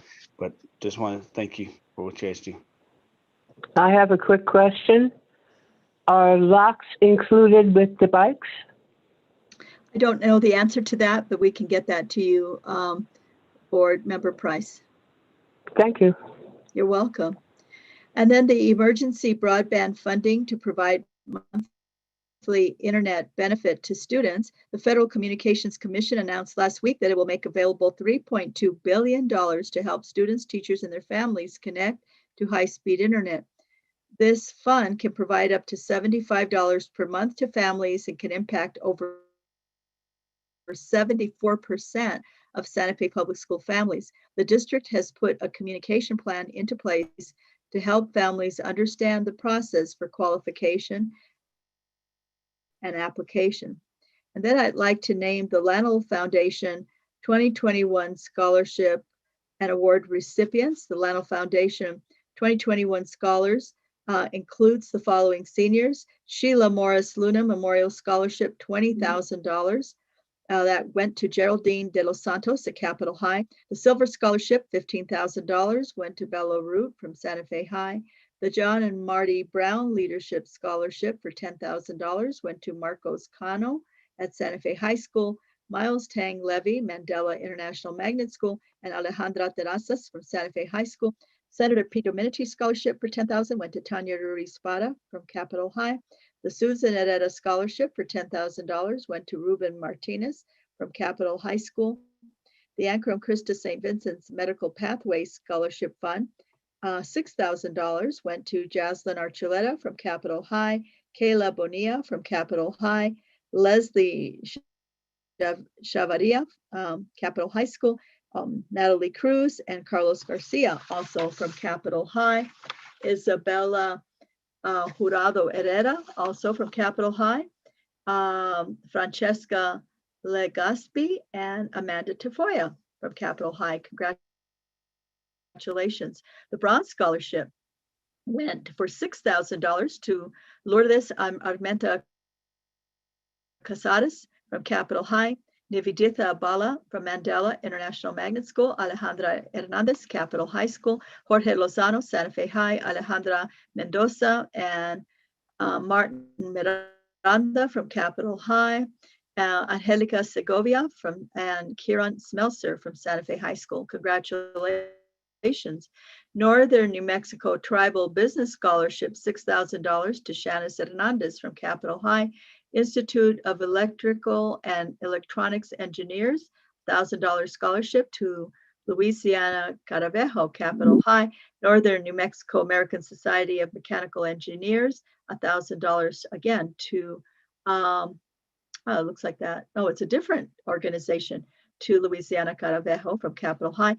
William and Gertrude Fradkin Memorial Scholarship, $1,000 to Miguel Carrillo, Capitol High School.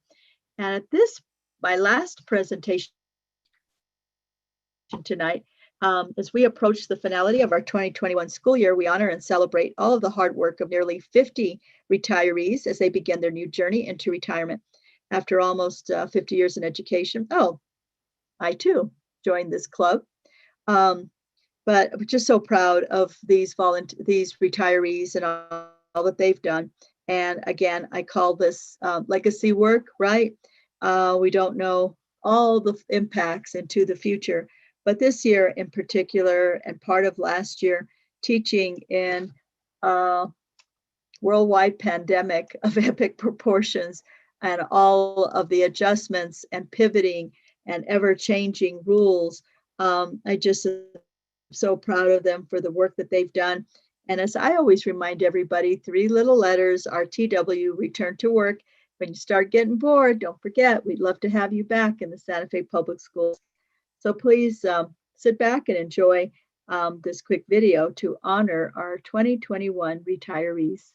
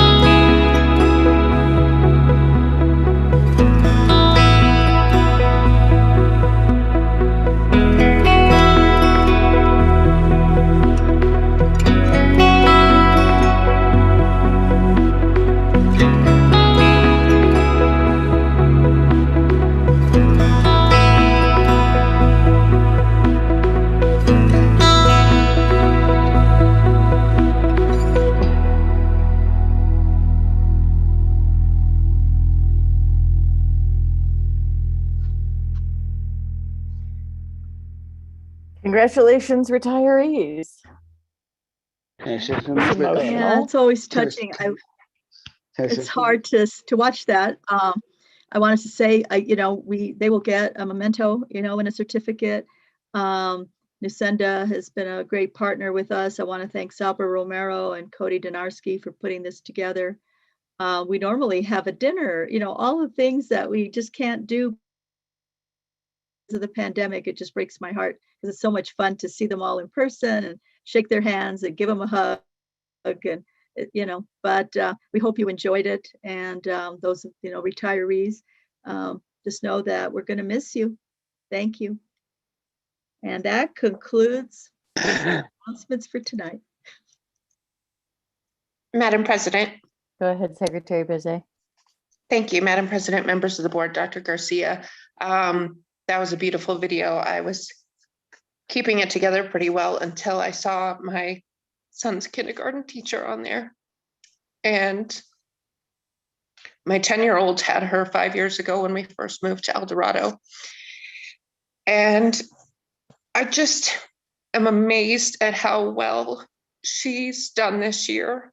I can't imagine how challenging this is at the tail end of your career to learn how to navigate teaching 5- and 6-year-olds online. But she's done it so well with grace and enthusiasm and everything you could possibly want. And so when I think about that, I imagine that there are lots of other families that feel the same way about the teachers their kids have had. And you're completely correct when you say legacy work, instilling that love for learning and all the assistance that they've given to kids throughout the years. It's a real gift. And so thank you to all of them. Sorry, very emotional. Thank you, Secretary Bizet. Madam President, I'd like to talk also. Go ahead, Vice President Garcia.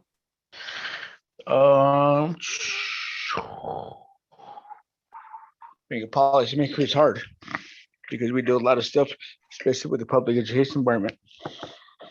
Dr. Ryan, I used to watch that guy get off the train when it was winter. He used to take the rail runner in, and he used to get off the train. And he used to come from Albuquerque. Yep. There's a sink. Wow. Great people. And all your staff that works under you, they get it. Dr. Garcia, great job. Great job. What you've done for the public schools. I've taken a lot of heat for you. And your team said, no, they're not doing the right thing. They're not doing the right thing. Really? I'm a policymaker there. They are doing the right thing. No, they're not. Yes, they are. I have all their back. All their staff back, no matter who they are. All your generals. Yep. And on the entire staff. Whether you serve food or whether you serve HVAC, and it's just Larry, you're listening, Mr. Chavez, because you have some hard shoes to fill, but nonetheless, we have faith in you. But Dr. Garcia, you created a team that is great, and yeah, they have to retire. They're leaving. You get it. Like I said, saw Dr. Ryan, Mrs. Zink, they're leaving. Larry, you need to just figure out who's next. But you'll do a good job, Larry. We have the most confidence in you. But Dr. Garcia, you and your team, great job. Awesome job. And so just hard for me as well. But thank you for what you do. What you did for the kids in the nation and New Mexico. Thank you. Like Joe Gann said, really, you have the number one superintendent in the world. Really? Yep. Yeah, you do. That's really okay. Got it. But thank you, Madam President. Appreciate you all, everybody that works for the district. Thank you, guys. Thank you. Thank you. And that concluded your announcements, correct, Dr. Garcia? Yes, it does. Thank you. Anything else you want to add? I'm just kind of pushing out of my head that I'm leaving, because otherwise I would be just a blubbery mess. So I just got 2 more meetings to go. I'm still here. So I've just put it out of my head that I'm leaving. Yeah. You're still here for 1 more week of school and a few more weeks and quite a few more weeks. 2 more board meetings. Yeah. And until Madam June President, 30th. Madam President, I guess I'll just be positive. Like, okay, well, the leaf got change is hard, but let's move forward. Let's move. But once again, Dr. Garcia, you and your staff, and all the educators that work under you, everybody from whatever they do, thank you for what you all do. Thank you, Dr. Garcia, and your Thank you, staff. sir. Okay, next on our agenda, we have presentations. The first one is withdrawn students from the current school year, 2020 to 2021. Dr. Garcia. Yes, thank you, Madam President, members of the board. Tonight, we have our Chief Data and Analytics Officer, Sonia Gunter, and our newly named for the 2021 school year, the Chief Community Engagement Officer, who now serves as Deputy Chief Community Engagement Officer. This was a request actually from you, Madam President. We wanted a breakdown of where the students went. So we have a very brief, I think 2-slide, maybe 3 presentation for you. And hopefully that answers the questions for you. So take it away, ladies. Good evening, Superintendent Garcia, members of the board. It is very hard to follow that presentation. I am going to begin screen sharing.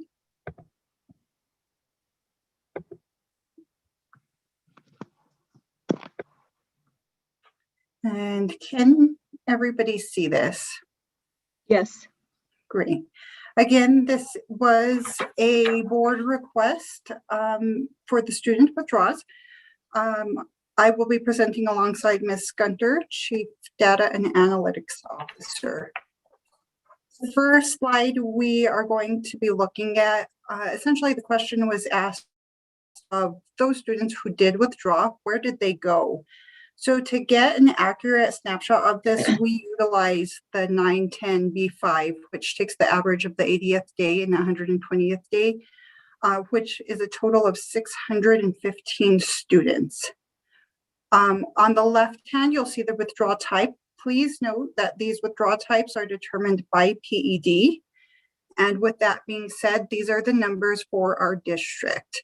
So the very first one you'll see at 38% is transferred to another PED district or state charter, followed by transferred to a non-public, i.e. private or BIE school, moved out of state at 14%, and homeschooled at 14%. We went next to break this down by elementary versus secondary. So 68% of the withdrawals came from our elementary K through 6. Those top reasons were transferred to another PED district or state charter, transferred to a non-public / private school or a BIE school, and homeschool. Let's just share that that's Bureau, what is it, Bureau of Indian Education? Yes. Thank you, Dr. Garcia. The remaining 32% came from secondary. The highest top 3 were transferred to another PED district or state charter, dropout, or moved out of state. And we did break those numbers down just a bit further. So we have 4 slides in total, but you can see here, this is the elementary K through 6, 45% transferred to another district or state charter.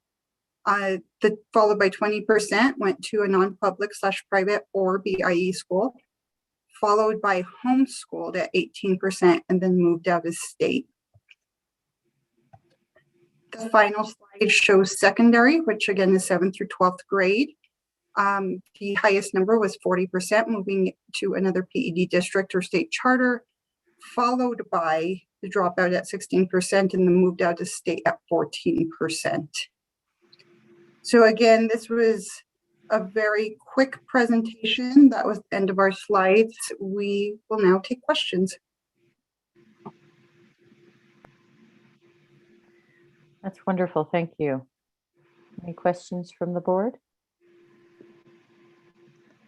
And Madam President, if I may, we members of the board, we're now in the process of trying to, reaching out to these families to see, hopefully they will come back to the Santa Fe Public Schools.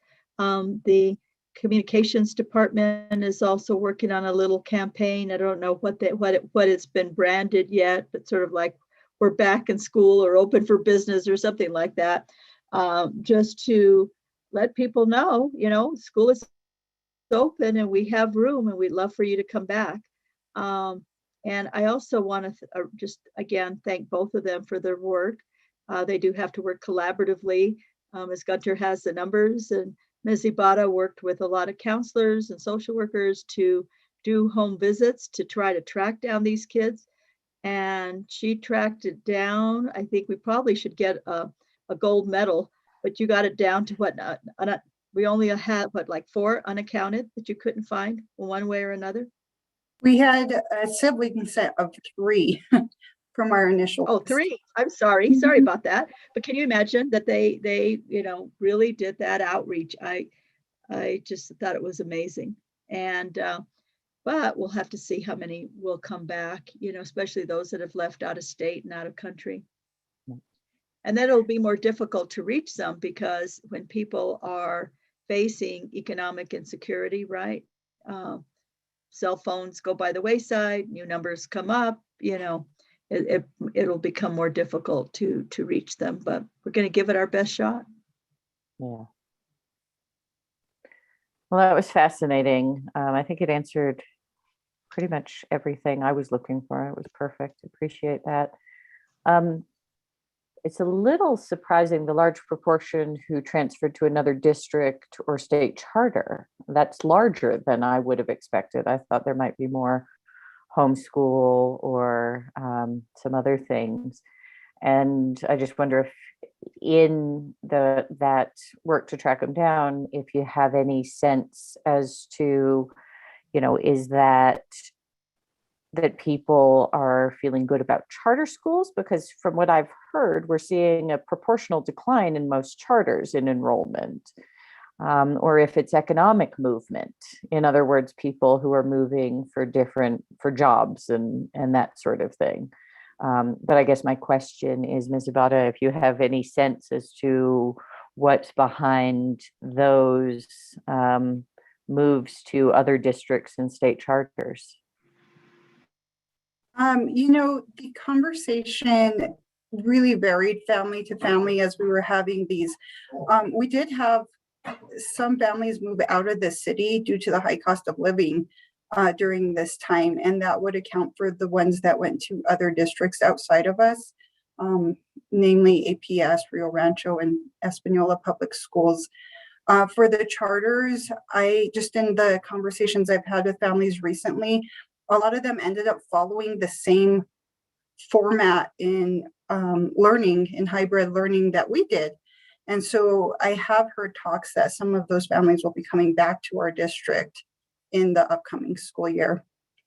And I also think if some were on a waiting list and they got offered a charter because the charters lost numbers, they took advantage of that, thinking maybe that it would be a smaller school and maybe they would be in. Some people think that charters aren't public schools, and so they're under the misinformation, they're misinformed in terms of thinking that maybe they aren't going to have to follow the same mandates. So, but I think that they may have lost enrollment and then picked up kids that moved to it. But at the end of the day, it's still interesting, right, that the whole state lost about 12,000 kids. So, yeah, I don't know. I think economics played a big role. And the out of state, did you find out much, Ms. Ibata or Ms. Gunter, if they were moving to like Texas or Arizona where it was more open? Do you have a sense of that? I do not have a report out by state. I could try to investigate further though for upcoming meetings. I'm just curious. It's more of a Oh, excuse me, Madam President, Dr. Garcia, members of the board. Some of the states that popped up as I was going through this list, surprisingly, was Colorado. Texas, I didn't notice a lot of Arizona, but then I did notice a lot of out of country movement back to Mexico specifically. I didn't see, I mean, we had a few, somebody went to Greece, somebody went to the Netherlands, which is kind of interesting as far as being out of state, but Colorado was shocking to me. Sounds like economics, jobs. Or live with family, maybe if they. Or family. Exactly. Well, very interesting. That's a lot of conversations to have. Congratulations on getting through all of that and getting down to 3. That's amazing. Truly incredible. That was amazing. That was amazing. And thank you for the presentation. And congratulations, Ms. Ibarra, on the new role. And thank you both for being here. Really appreciate seeing you, Ms. Gunter, as well. And Madam President, I forgot to congratulate Mr. Chavez on announcing his new cabinet, and they will all be formally, I'm sure he will formally introduce them, as well as with new principal appointments at his first meeting. That will depend if it'll be in August or July, depending on if you take that 1-month hiatus or not. But he will have that opportunity when he's superintendent to present to you formally his new cabinet. Yes, good. We'll make them do a parade or something. Yeah. All right. Thank you very much. And yes, congratulations to all of the folks stepping into new roles and to those staying with us and continuing in roles. We really appreciate the ongoing service and not having to cry over you in a retirement video. Okay, next presentation is presentation B, Communications Platform Website Update. Yes, Madam President. This is something that we have struggled with for years. We've tried to make these changes. There are different roadblocks in our way, some contractual, some other capacity issues, but we're making headway. Yay! And so I'd like to turn this over to also our incoming Chief Communication Information and Strategy Officer and our incoming official Public Information Officer, Dr. Neil Weaver and Mr. Cody Donarski, respectively. Take it away, gentlemen. Board President, members of the board, Superintendent Dr. Garcia, good evening. I am presenting with Dr. Neil Weaver, current Executive Director of Digital Learning, and we're going to discuss the communication platform that the district is looking towards moving to. I'm going to share my screen. Awesome. And so one might ask, why do we need to switch our communication platform? And throughout the pandemic, our robocall and communication platform system weaknesses have been exposed. Our current platform is one-way communication only, which means that we can send messages out, but we cannot receive messages back. And that'll be important in a minute. The lack of updated contact information is listed below. On average, we weren't able to deliver to 15% of robocall numbers on file, 75% of numbers for text messaging, and 10% of emails listed. And these are numbers, numbers of people we were not able to contact, period. Out of a robocall that went out on the 17th, out of 15,000 calls made, only 6,800 answered, 8,500 went to voicemail, which is 56% of the calls. And in total, 2,100 were not delivered. So approximately the 15%. And so we don't have updated contact information, and the current platform makes updating contact information for parents and families extremely challenging. And we don't have any classroom level communication. So right now, any communication comes from the district or it comes from the school site, from principals. So we are switching to a platform called Remind. And what Remind is going to allow the district to do is upgrade our current communication platform without having to completely reimagine how we communicate with families. It's going to be a little bit different. It's going to allow us more communication on a new level. So Remind offers two-way communication, which means we can communicate with families and families can communicate back with us, especially at a classroom level. So teachers will be able to have all of their classes listed, and, they'll have, Mr. Donarski's 5th grade math class. The teacher can send out a message saying homework is due tomorrow. Parents can reach out to the teacher and say, what is the homework that's due? And they can communicate right at a classroom level. It includes automatic language translation in over 90 languages. So when you set up your Remind account, you can choose what your language is. So if you prefer to speak in Spanish, when a teacher sends out a message, you will receive that message in Spanish. If I'm the parent, I would receive that message. I would see it in Spanish. I would reply in Spanish, and the teacher would receive it in their language as of English. So automatic language translation between communication.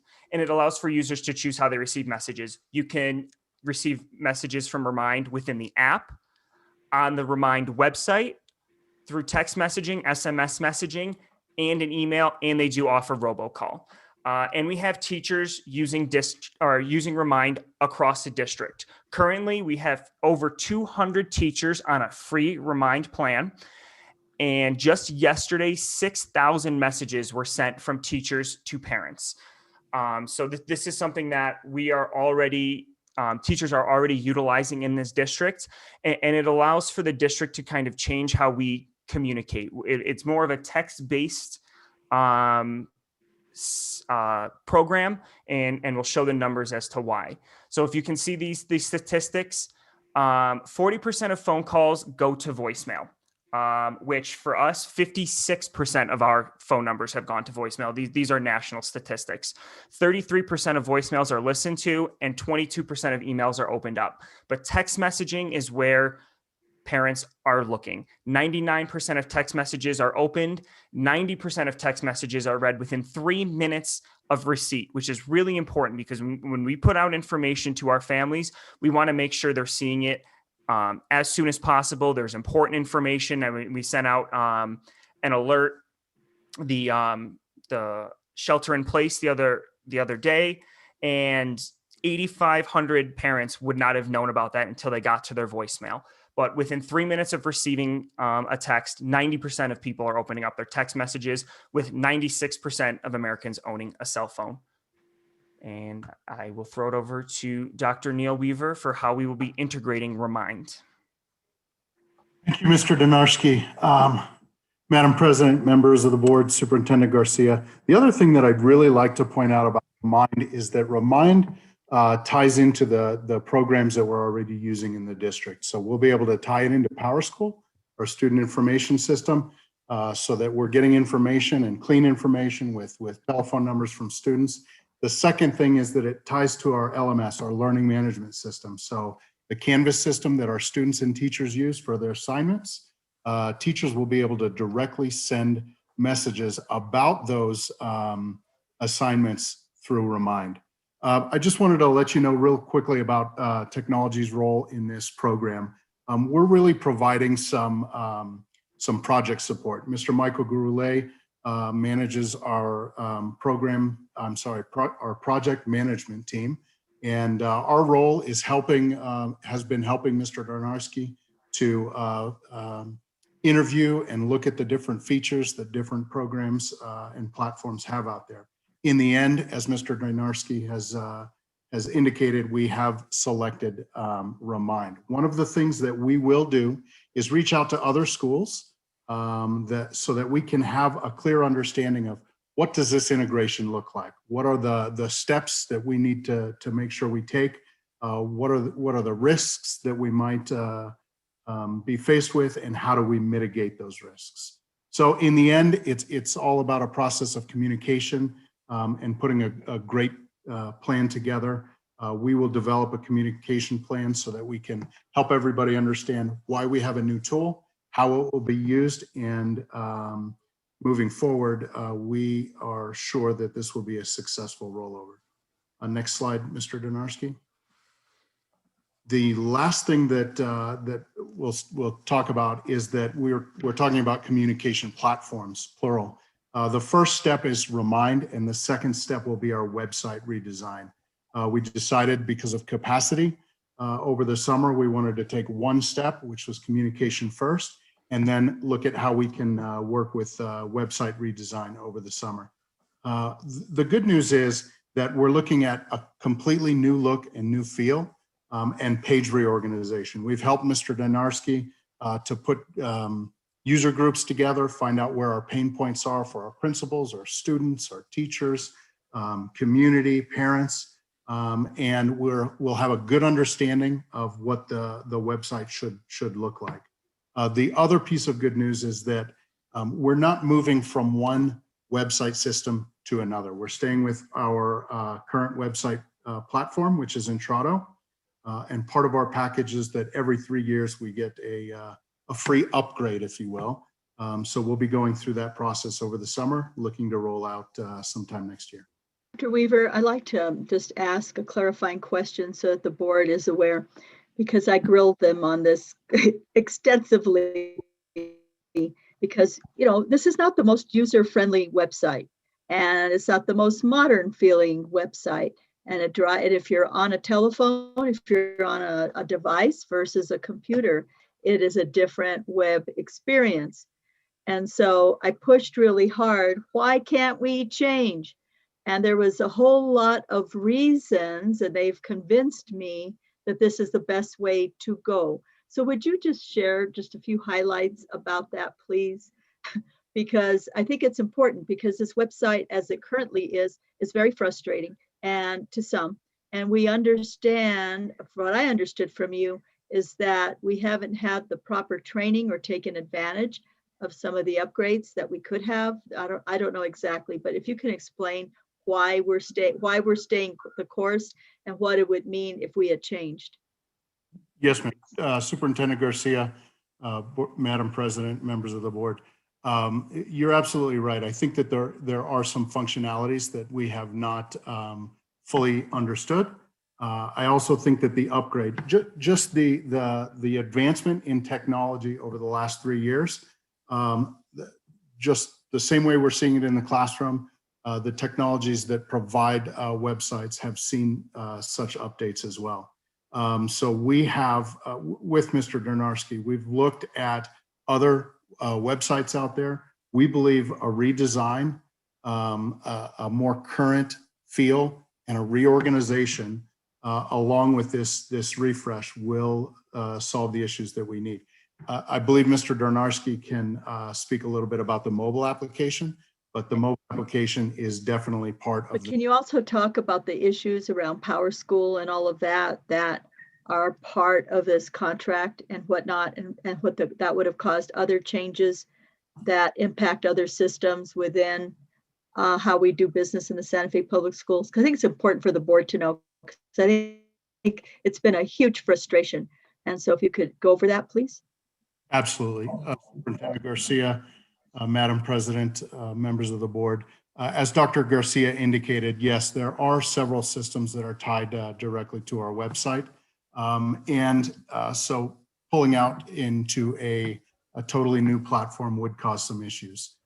Again, Power School is one of the key, is our key. Obviously, it's our student information system, sorry.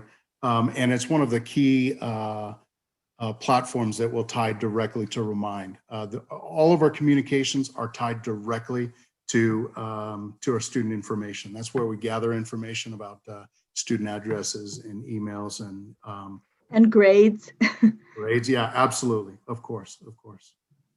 Withdrawals, suspensions, discipline referrals, mental health issues, kids who might be at risk, who have had a risk assessment, all of this kind of thing is in Power School that is also tied to this website. So it unravels a lot when you start making these shifts. And so they convinced me.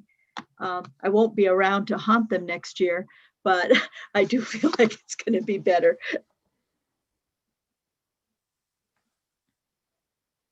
I guess we're ready for questions. Is that correct? That is correct. Thank you. Okay, questions from the board?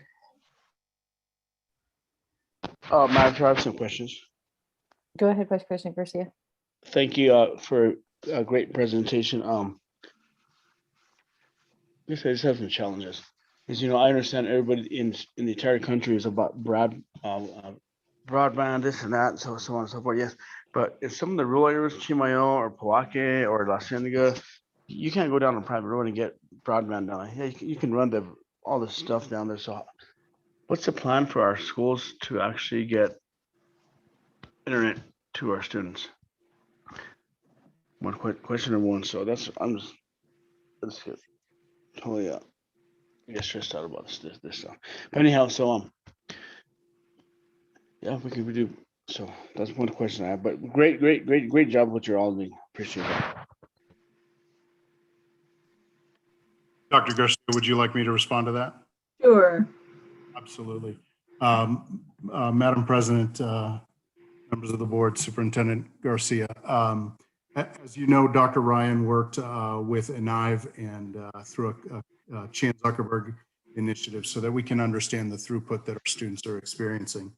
There was an article in the paper today about the fact that Santa Fe Public Schools was ahead of the game by providing one-to-one devices to students pretty much on day one of the pandemic. So really quick, Madam President, Dr. Ryan and your entire team, excellent job. I have no question. You guys are on the forefront. Excellent job. I appreciate y'all. Thank you. Thank you. Sir. Absolutely. So the next step now that we understand our students' connection and how they're connecting, what their actual throughput is, our next step is to figure out, how are we going to connect each of these students? We have a presentation coming up, I believe, June 17th, on one of the options that we could potentially move towards for providing free Wi-Fi to Santa Fe residents and specifically our students. We'll continue conversations. I had conversations with a hotspot company that provides upgraded hotspots. They perform better than typical cellular hotspots. So it's really about looking at all the options that we have and figuring out for which students each of these options work best. Thank you, Madam President. So can we actually put a drone up there and just let it hang out there and go off the drone? An internet drone. Yeah. No, I was wondering because I watch too much TV because I wake up at 3 o'clock in the morning, 3:30 in the morning. I'm like, but can we put a drone up there and say, well, let's hook up stuff. There are actually drone technologies that provide cellular connection in some places. That's not one of the technologies we're looking at, though. So the gentleman that owns that, Mrs. President, the gentleman that owns that Tesla, he has all kinds of satellites up there, and that's where he's going. So I just want to make sure that the students and the community is getting service. That's my point. Thank you. Madam President, on that point, not necessarily on the drone, but part of the Ozzie Martinez response on equity has to do with broadband access, and the state, they are currently collecting that information. A survey that you may have heard about in our bulletin or read about in the bulletin is to survey parents, provide them a link so that they can let the PED know whether or not they have access to broadband. And I think it was lacking and that it didn't point out the sufficient broadband, right? Because there's broadband and there's broadband. So I think that it's deficient in that regard. With that said, that information is also being collected from Santa Fe Public Schools because we are a plaintiff district. But the state has to come up with a plan of how they're going to address broadband access to address equity.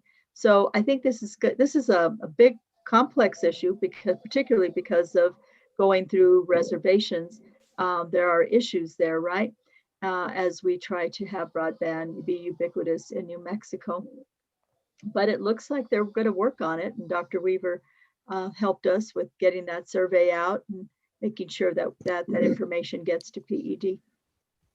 Madam President, Dr. Garcia, you and your team, very well done. The Yazzie Martinez lawsuit, that people don't realize all the stuff that you went through with the previous administration. Great job. And you know, I was not part of that when that stuff happened, but you did an excellent job through the state legislature, so on and so forth. But I just have this concern as into Chimayo, Hawaii, La Cienega. Yeah, we can do broadband. Oh, everybody's about broadband, putting it down the county road, the state road. Well, how do you get up that little road there? That's a challenging thing. So that's what I'm just wondering if we can actually just, how do we figure that out? I don't know. I'm just asking the question because we got to get to the mountain. No, we got to get over the mountain. But once again, great job you and your team did. You know, Dr. Garcia. So that's I'm just asking those questions. Thank you, Ms. Madam President. And I predict in the state's response, they will look to some of the things that the Santa Fe Public Schools did this year with that data, with those throughputs, and with the variety of solutions because of the geographic differences and situational differences that different students need different solutions. And Madam President, So, you're absolutely right. Madam President, really quick, I guess I have a lot of passion for this, for individuals. And I went driving through Hemis the other day, about 3 weeks ago. There's no broadband there in Hemis, Pueblo, Hemis at all, Cochiti, all that stuff there. I'm like, oh, I said to myself, how do these kids get internet access? Penasco, I don't know. So I guess I just have a bigger passion for a lot of things happening in this community, and I don't know what the larger picture is. So that's where I'm going with it. Sorry. Dr. Garcia, what were you going to say? Yeah, I just wanted to say that I know the PED has tapped Dr. Ryan's expertise. And I know that he's been consulting with them. And, as you see the talent coming up, that's part of succession planning. And I know that Dr. Ryan worked quite closely in mentoring and supporting Dr. Weaver, and he's hit the ground running. We're just so proud of him. And we're lucky to have him too, because he's almost been taken away from us. I've had to put roadblocks in the way and trip him and stuff. And we're so happy that he's with us. Thank you. I'm glad you put roadblocks. Thank you. I have shoelaces together. Yes. Right. Other questions, comments from the board? Thank you very much, Dr. Weaver. Thank you very much, Mr. Janarski. It is really great news that we're getting these upgrades, and they're much needed, and onwards through the fog. Couldn't leave without having that done. You would have tied my shoelaces together. There we go. Okay, continuing on to our second set of action items under Roman numeral 11 on the agenda. We will start with the consent agenda. Is there anything anyone would like to pull off of the consent agenda and consider separately? Madam President, move for approval. Okay, there's a motion for approval on the consent agenda. Second. There's a second. Any further discussion? Okay, we'll go ahead and do a roll call vote on the approval of the consent agenda. Vice President Garcia. Yes, ma'am. Secretary Bozay. Yes. Dr. Gonzalez, I believe, has left us. Board Member Price? Yes. And the president also votes yes. Thank you very Madam much. President, members of the board. The consent agenda. We are now on to action item B, the second reading and approval of amended policy 546, naming, renaming, and dedication of school facilities. Dr. Garcia. Yeah, thank you, Madam President, members of the board, Josh Granata, our general counsel. If you want to, I don't know who's driving, if it's you or Ms. Bihar, can put that amendment to the policy. So the policy has existed for the superintendent to work with committees to address renaming. This was something that the board has asked to do. This amended language is to address the issue of renaming for a period of time for remuneration. And we brought it as a courtesy that we felt the board should have the opportunity to weigh in on that. If the board votes this down, then when these kinds of decisions are to be made, they will be made at the administrative level and not involve the board. Do you want to add anything to that, Mr. Granata? Board President Noble, board members, Dr. Garcia. I noticed that there was a mistake on the agenda. It listed the policy as 546, and as you can see, it's 526. And so I apologize for that. But as Dr. Garcia says, the current policy contains the language just in black, whereas the new language is in red. And the current policy basically has delegated all of that authority to name schools to the superintendent. And as Dr. Garcia was mentioning, if a condition would come about in which the district would want to dedicate a portion of a facility for a monetary contribution, the current policy would allow for that. The added language in here kind of restrains the district a little bit by requiring this particular item to come to the board for its approval. And so I think that was the idea behind this policy, to kind of make sure that if the district were to go in this direction, that the board would have their say and could say yes or no. We want this to happen, or we don't want this to happen. And so that is the reason for bringing this amended policy before the board. Dr. Garcia and I will stand for any questions that the board may have. Madam President, I have some questions. Go ahead, Vice President Garcia. So really quick, so do we need to table this? Because if it's not listed on the agenda and there's a separate item, different item, so should we table it? Yes or no? What's my first question? And secondly, So hang on, let's address that, because that renders other questions moot potentially. The title is right, the policy number is wrong. Josh, do you think if we can go ahead and act on this, making sure to reference the correct policy number? Board President Noble, I don't think there's any Open Meetings Act violations. It's simply a typo and we've recognized it. So I don't think we need to table it. If the board wants to go forward, it may. Okay, thank you. Go on, Vice President Garcia. So thank you, Madam President. So secondly, so I want to name all the schools in the district Rudy Garcia schools. I'm just kidding. I'm just joking. We're gonna have fun with this stuff. But however, so if I want to change the name of a park, public schools, or whatever else to somebody else, Mr. Garcia, Mrs. Garcia, whatever else. So this allows that to happen as long as the board they bring it forward. Madam President, if I may, and members of the board, currently, and you've had, I'm just going to use the example, a real life example. You know, we had, if you recall, the gym where a family came and asked for it to be renamed. Under the current policy, that request would come to us. We'd put together a committee. We would look at the pros and cons of being able to do that. And we might dedicate a gym to a certain individual, or we may say, no, that's probably not a good idea. And the board really did not want to deal with those kinds of things. And this is about changing or renaming, okay? And the board says that the superintendent will appoint a committee.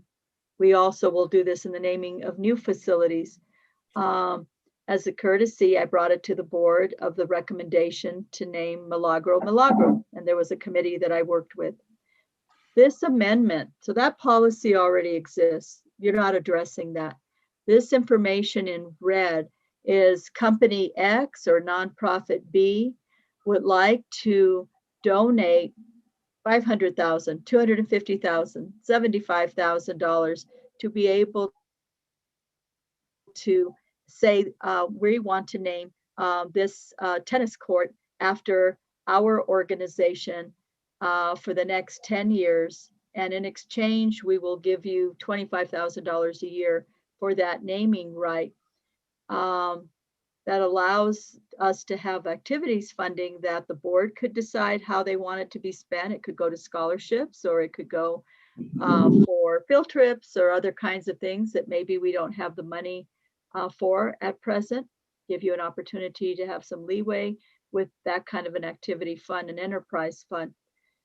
We could, under the current policy, we could do that at the administrative level without bringing it to the board. We thought, as a courtesy, when we have an outside, entity like a business or a nonprofit that wants to put their name on something for money that would be coming into the district, that as a courtesy, we believe that the board should be able to say we want to accept that or not. If the board would rather not, you just would say, no, we're not going to accept the amendment, and the policy rests as it is. Thank you, Madam President. So this is good, because let me tell you, a long time ago, and the president knows this, Tony Flores, great guy.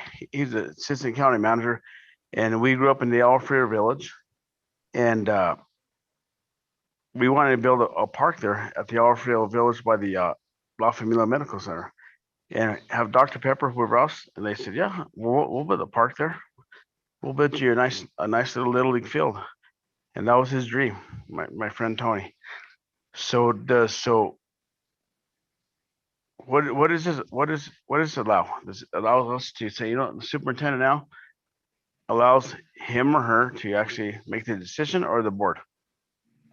For money, this was coming to the board. If it was just a renaming, the board already has an existing policy that allows the superintendent to put together a committee to make that decision. Okay, thank you, Madam President. So with that, I'd like to make a motion for approval. I will second that. Okay, we have a motion and a second to approve the second reading of policy number 526. Any further discussion? Madam President, I would just like to say that I appreciate the clear explanation in that this is a courtesy that was added into an existing policy to notify us when there's an opportunity for money in exchange for naming.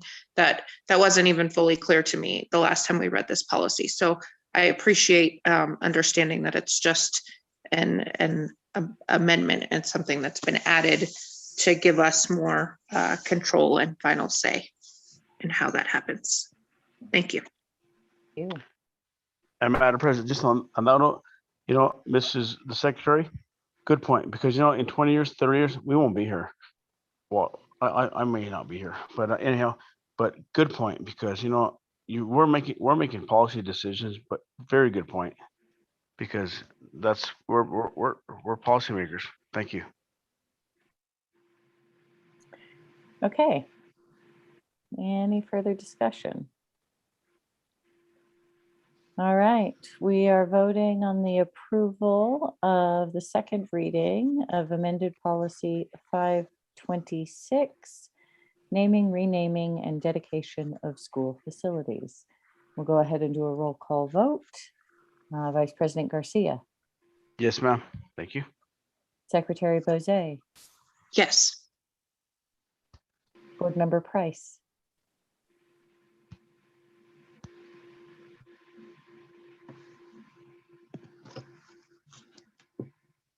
Board Member Price, I don't know if you've tried to unmute, but you appear to still be. I'm sorry. I'm There you sorry. I was muted.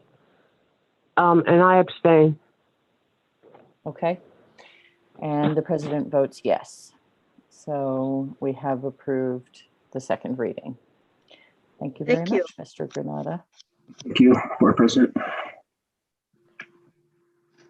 Moving on to our first reading of new policy 353, student dental examinations for enrollment. Dr. Garcia. Yes, thank you, Madam President, members of the board, staff worked on this. So sorry, Madam President, really quick. So if the board wants to name a school after some individual, we can do that, right? I would think that the board can bring forward something and make a policy as ever, if the votes are there, if it wants to. Yeah. I'm just wondering, as if, you know, if there's a board member that has passed away or whatever else, whatever he or she did, and they're very important, that I want to name that school or that facility after that individual. So I just want to make sure that that policy allows us to do that. Well, yeah. I mean, we would hope follow the process unless we changed the policy first. So let's cross that bridge when we come to it, if we need to, potentially. We have a pretty good, clear policy that separates what the board does, what the superintendent and a committee and a process would do. And now we have upgraded that to if there's money, but if a board member is bringing forward a naming of a facility, I would think, you know, we'd cross that bridge when we'd come to it, would ideally follow our policy to be clean on the community process. And of course, at any time, the board can actually revoke the policy or change it. Thank you, Madam President. Right. So, Madam President, this item is regarding a policy to be in alignment with the statutory change requiring students to have dental exams as a condition of enrollment. So with us tonight are Josh Granata and our Director of Student Wellness, Ms. Sue O'Brien. So really quick, Madam Chair, before we go down this road, so the COVID vaccine, okay, kids under a certain age can't get the vaccine. So is this federal law required or not required, or what are we doing? This is in relation to student dental examinations for enrollment. This is not relating to COVID-19 vaccines. Right, thank you. Mm-hmm. So is this a federal law or not a law? It's a state law. Okay, thank you. Go ahead, Mr. Granata and Ms. O'Brien. Okay. Board President Noble, board members, Dr. Garcia. This is a new policy before the board. It's called Student Dental Examination for Enrollment. And as Dr. Garcia mentioned, this is based off of change to statutory law. In 2019, the Dental Healthcare Act was passed, House Bill 308. And essentially, in a nutshell, what the bill has done is required schools to make sure that students have had a dental examination prior to their initial enrollment. The policy that we had before you is a really short policy, and by and large, it mirrors what the legislation says. We have a short little definition section that, you know, explains what a dental examination means. It's a certain definition under the law, and it's an examination essentially by a licensed dental health care provider. It defines the term initial enrollment, which is also really good, as I'll talk to you guys about in a second here. And then a student dental examination waiver form. The meat of the policy is in section 3. Subsection A states a student shall not enroll in Santa Fe Public Schools unless the student has provided satisfactory evidence as determined by Santa Fe Public Schools of having received a dental examination within the past year. And like I said, this is language that's mirrored from the statute. And the second part is the student dental examination waiver form signed by a parent or a guardian. And what this means is that when a student first comes to the district for initial enrollment, the student needs to have had a dental examination within the past year. And the legislation gives the district discretion in terms of deciding what is sufficient evidence. And so the district can say, well, you know, sufficient evidence would be, you know, medical records, or it could be just the parent saying, yes, I'm telling you the truth. My kid had a dental exam within the past year, and simply checking a box. if you look at, let's see. Madam President, you know, if this is state law and we have to follow it, I make a motion for approval.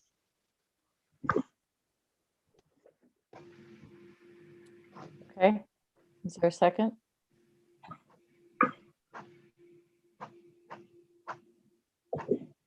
Madam President, I would like to finish the discussion and I have some questions I'd like to ask, so. Okay.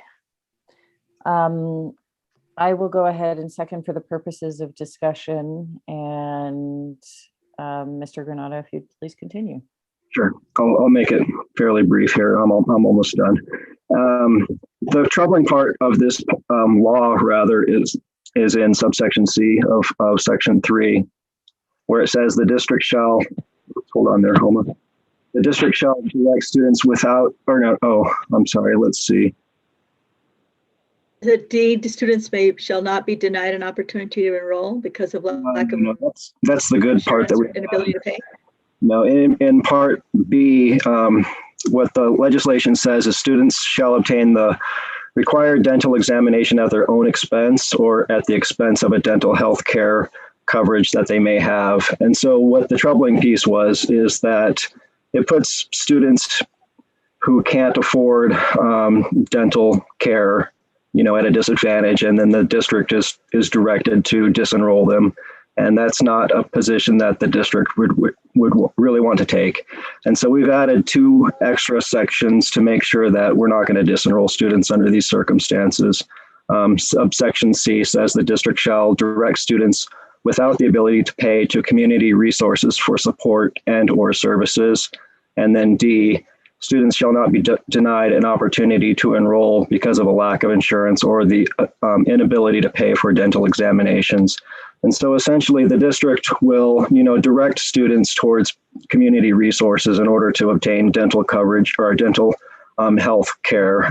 We want to ensure that kids have the opportunity to have, you know, proper care, but at the same time, we're not going to deny them an education because they can't do that, or their parents are unwilling to do it, or whatever the case may be.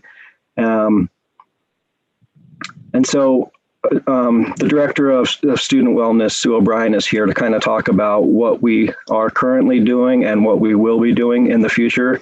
I just wanted to point out that while the language seems to direct the district to, you know, deny students an education because they can't get a dental examination or their parents won't sign the waiver, we'll work around that and make sure that we're doing the best for these students. So Sue, can you just talk briefly about what we're doing?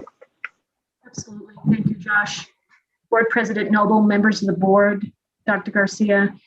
Currently, the Office of Student Wellness and really school nurses, when a student is, you know, comes forward or we realize the student needs some care, dental care, we typically refer them out to La Familia. We also refer them out to the community college, which works with La Familia as well. And then we also work with the Project Ann, which is funded by Krista St. Vincent's. And they support families if they do not have the financial means to be able to get the services. So that's something that we currently do, and we see that as a continuing practice moving forward. And right now, we do have screening that happens in our pre-K. So all pre-K students have to get a dental screening within 90 days of enrollment. So that happens anyways with our kiddos. And then we also work with the Office of Oral Health to do some sealant work. I believe it's with our 3rd graders. So we have some things in place, and we would continue, like I said, to support our families and refer them out should they need it.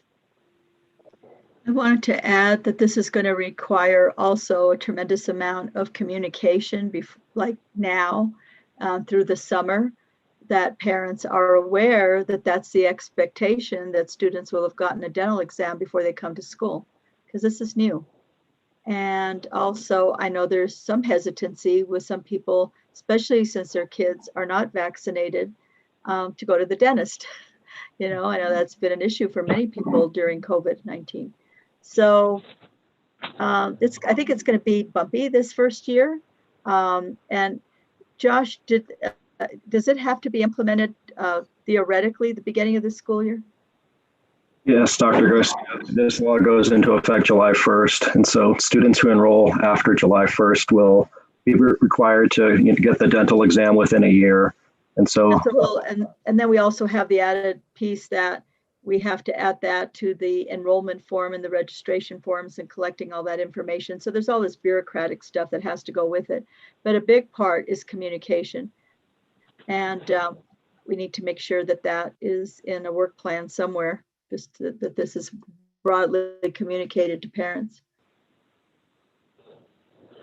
I have a concern. Go ahead.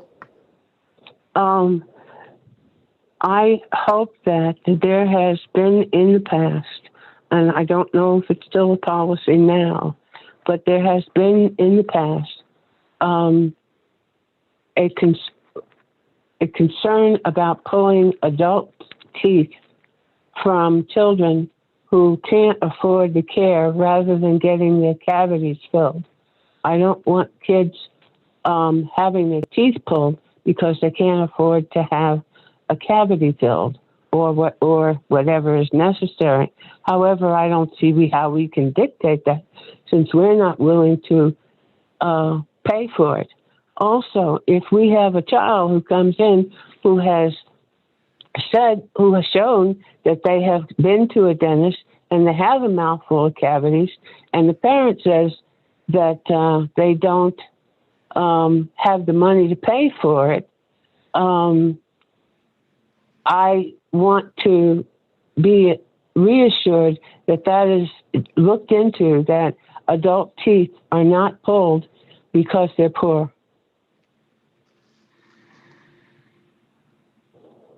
Board President Noble, Board Member Price, board members, I think an important piece of this policy is that there's a waiver.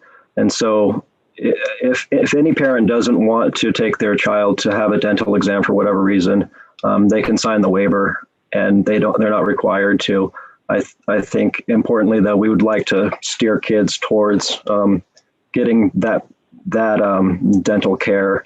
And I mean, I think if the parents share your concern, they could simply sign the waiver form and enroll in school that way.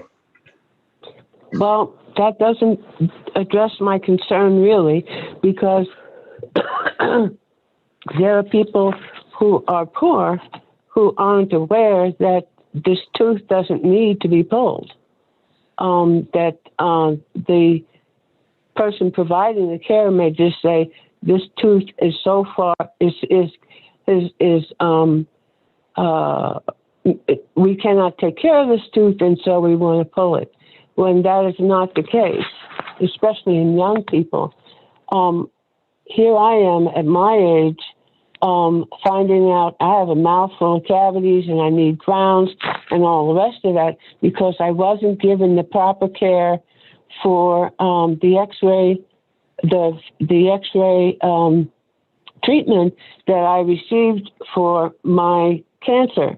And that was Monday through Friday, every 6 weeks. And there was stuff that should have been done for me that I was not told. And I didn't know I should have received. And so now I have to have all kinds of work done in my mouth. It started and it will continue. However, I'm more aware, but I wasn't aware of everything that should have been done for me that wasn't done for me. And I have a feeling that it was because this older Black woman came in for treatment and they made assumptions that they should not have made about my ability to pay or not pay, or they didn't care. This happens. And this is our job to prevent that from happening. Madam President, on that note, let me tell you something. You all haven't seen me in the last 2 weeks. No, because you know what? My face looks like the Elephant Man. And I'm gonna say, it's on record. I have nothing to hide. My face, the last week and a half, I couldn't even touch my face. It's so swollen, it hurts like crazy, and I can't even touch my face. So I finally went to the doctor, dentist, and got some medication. Yes, this and this, and I know apartment prices. I said, I get it because they're kids. We're dealing with kids, but you should see my face. It's a mess. But I know what's exactly what she's saying. But we're here as policymakers to take care of those young kids. And what does law say? Tell us what the law says, Josh, and we'll move forward. Thank you. So, Vice President Price, I don't know if you have your questions answered, if you want to ask other ones, and to your question, Vice President Garcia, I think we are. I'm sorry, I didn't understand. I'm sorry, I didn't understand what you said to me. I just wanted to make sure, do you have your questions answered, or do you want to ask another one? Because I think your question is sort of about what we can do to prevent this incredibly cruel thing and unfair thing that you have pointed to happening. Yes. And, I think it's a difficult one because, of course, we don't. I mean, that's malpractice, I would imagine. And we don't monitor or police for that.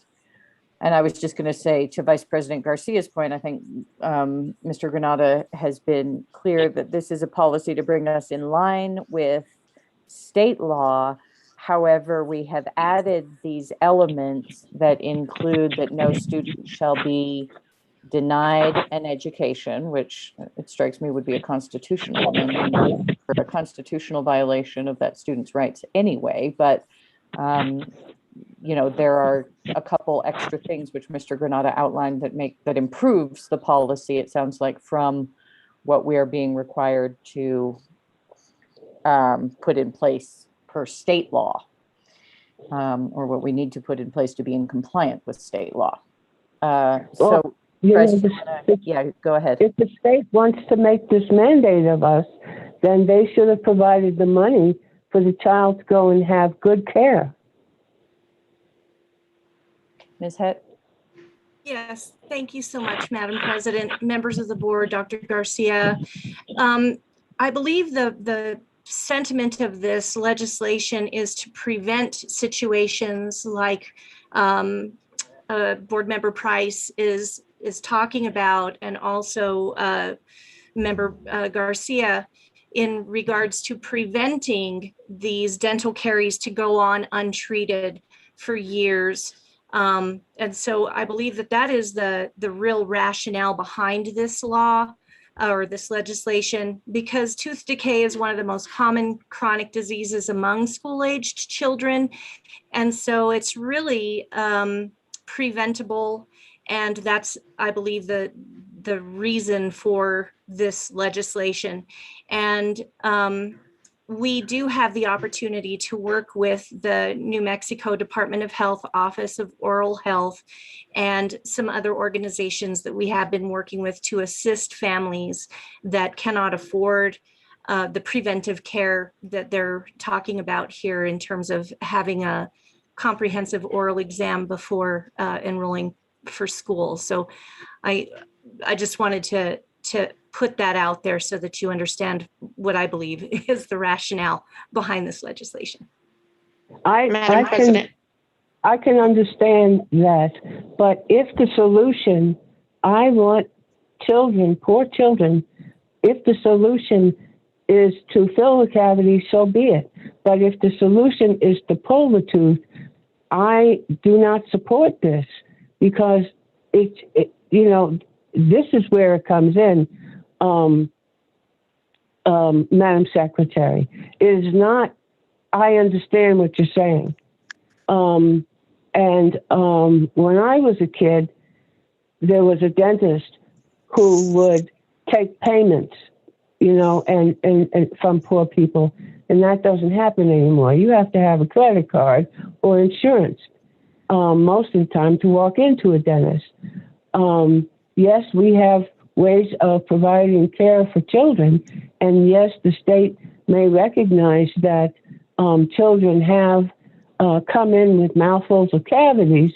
However, I'm concerned about what happens once that is diagnosed. I don't want adult teeth pulled from poor students rather than fillings or crowns or root canals that need to be done.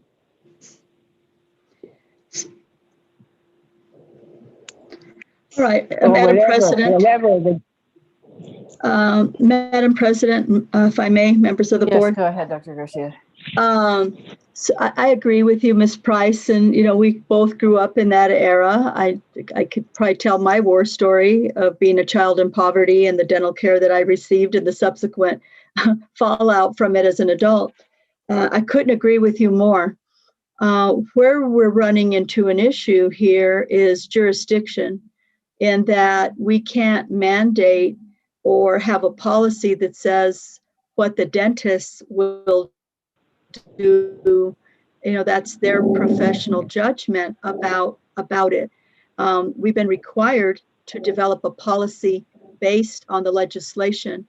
What we could look at perhaps the next time we go into the next legislative session is when we have our legislative breakfast, perhaps to ask for some clarity in the language of that legislation, that precautions are taken that children who are impoverished get the same level of dental care as those who are not.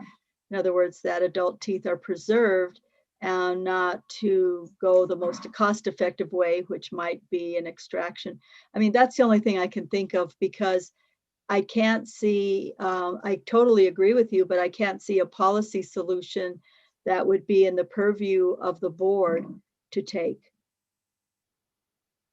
Thank you, Dr. Garcia. Secretary Bozay.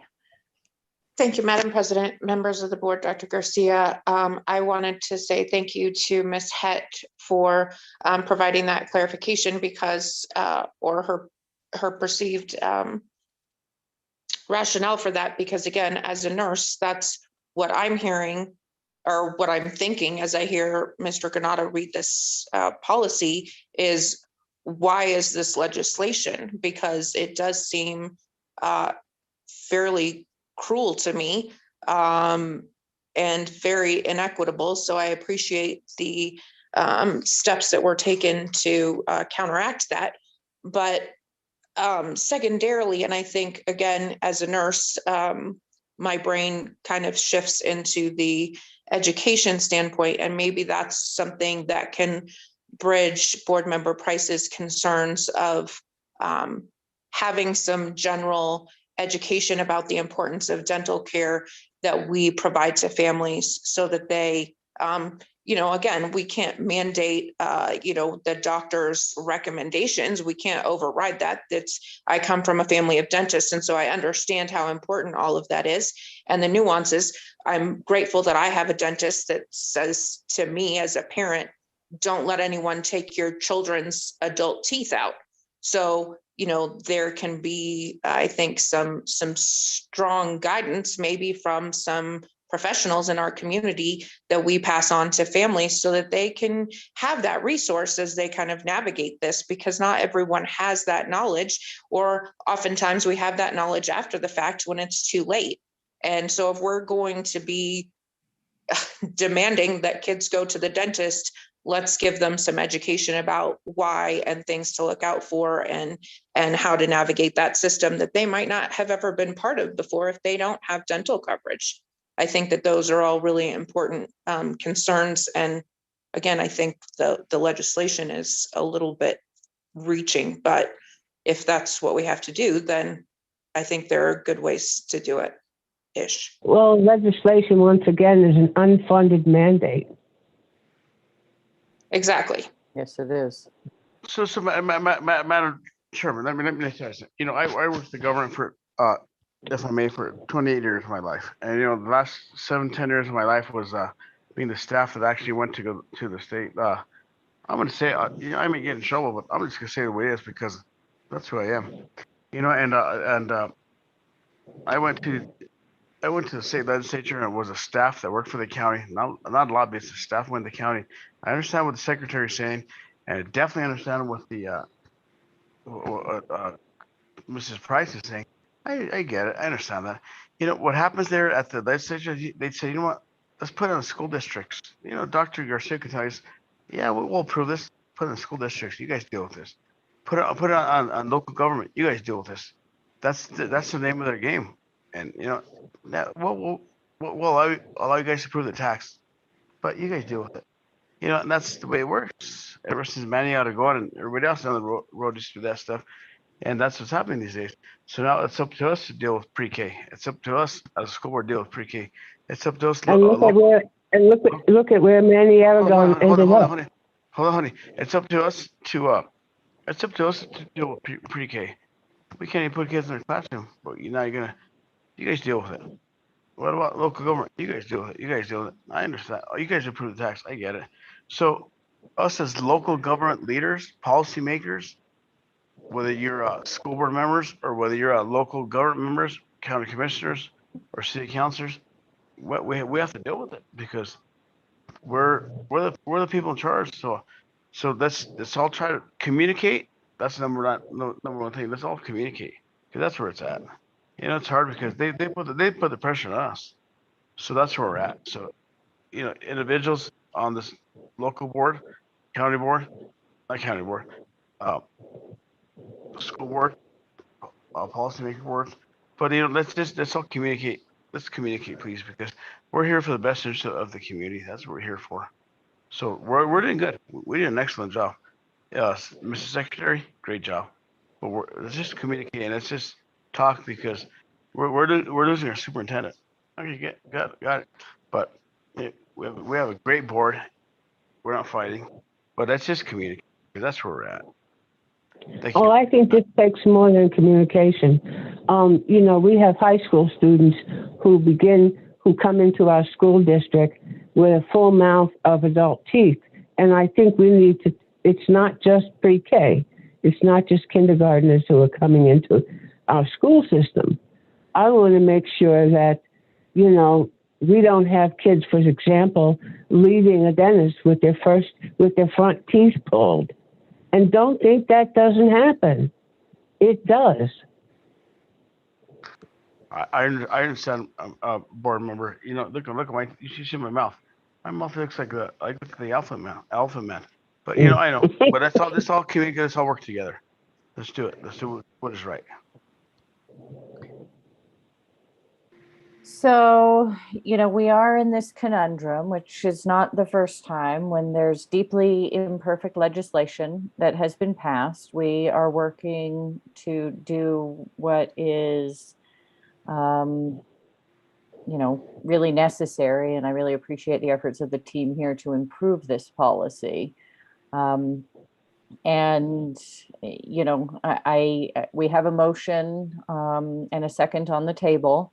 And I guess at this stage, I'd ask if there are any changes that board members would like to suggest in terms of what we are doing here. And, just to say that I totally agree that there are some fairly horrific scenarios which do exist in the unfortunate circumstances of the real world that is incredibly unfair often to poor folks, but that might not be the only factor that causes some gross unfairness and really potentially horrific things to happen. I do, I guess, also really see the importance of what Dr. Garcia said, and our jurisdiction is the school district, and I do hope that we can communicate about this, but I don't see a path forward for us to ensure what dentists do. So, again, I'd say we have a motion and a second, and I just open it up for board members if we want to make changes as to how we proceed at this stage. Board President, I would appreciate if some of the rationale from the legislation could be included in the policy, so that people, again, in the future, looking back at this, can understand what people were thinking when we had to face this situation. That's, I guess, only my only real recommendation or suggestion. Okay, can you unpack that? Because, I mean, we do have meeting minutes, cover sheets, packet material, lots of things that keep the record, Yes, no, I'm sorry. I'm talking about from the state mandate. If they addressed their rationale for passing this legislation, how it pertains to childhood health, outcomes later in life, the things that Ms. Het alluded to, but I didn't see them in the policy. Madam President, I don't think, and I could be wrong, but just from my experience in terms of legislative language, in resolutions you find that, but I don't think that that's included in the statute. Is it, Josh? No, Dr. Garcia. No. Oftentimes we have to try to look back to figure out what they were they don't thinking. include that in legislative language. Hmm. You would have it in a resolution, but not in legislative language. Secretary Bozay, what I could do, though, is provide you with the actual act, and I could provide you also with the Legislative Educational Study Committee, their comments about the act as well, so to give you a little bit more context and background. If I would greatly appreciate that. I think she was asking, though, Josh, that perhaps it could be embedded in the policy, so that people that read it would know. I would appreciate it for my own purposes, but yeah, if there's anything. I mean, just looking at this, it reads like, we're not going to let you into school if you don't go to the dentist, which sounds ridiculous on paper. And I understand if that's what they're trying to accomplish, but it would be good to understand why. Okay. So, Madam President, very good, Madam Secretary. So what we could do is next year we can actually go put a joint memorial together. And so, we don't put a joint memorial together between the Senate and the House and say, let's study this stuff. Okay, let's study it. So we can actually put a memorial together and move it forward. It's too late now. That we can do that. Thank you, Madam President. So Secretary Bozay, would it be your pleasure to go ahead with this first reading and look for improvements at the second reading, or do you want to ask to amend the motion to approve and do something else at this stage? I think you're muted. I can see you talking. Sorry about that. I would like to look for improvements at the second reading, if that's possible. Okay. All right, any further discussion on this first reading? And it sounds like maybe Secretary Bozay, and if Board Member Price is interested, would work with you, Dr. Garcia, and staff to have some rationale in here at least, to Secretary Bozay's point. Yes, ma'am. Even if it's just calling out the state statute. Yes, ma'am. Is that right, Secretary Bozay? Yes, thank you. Should we go ahead and vote? Any further discussion?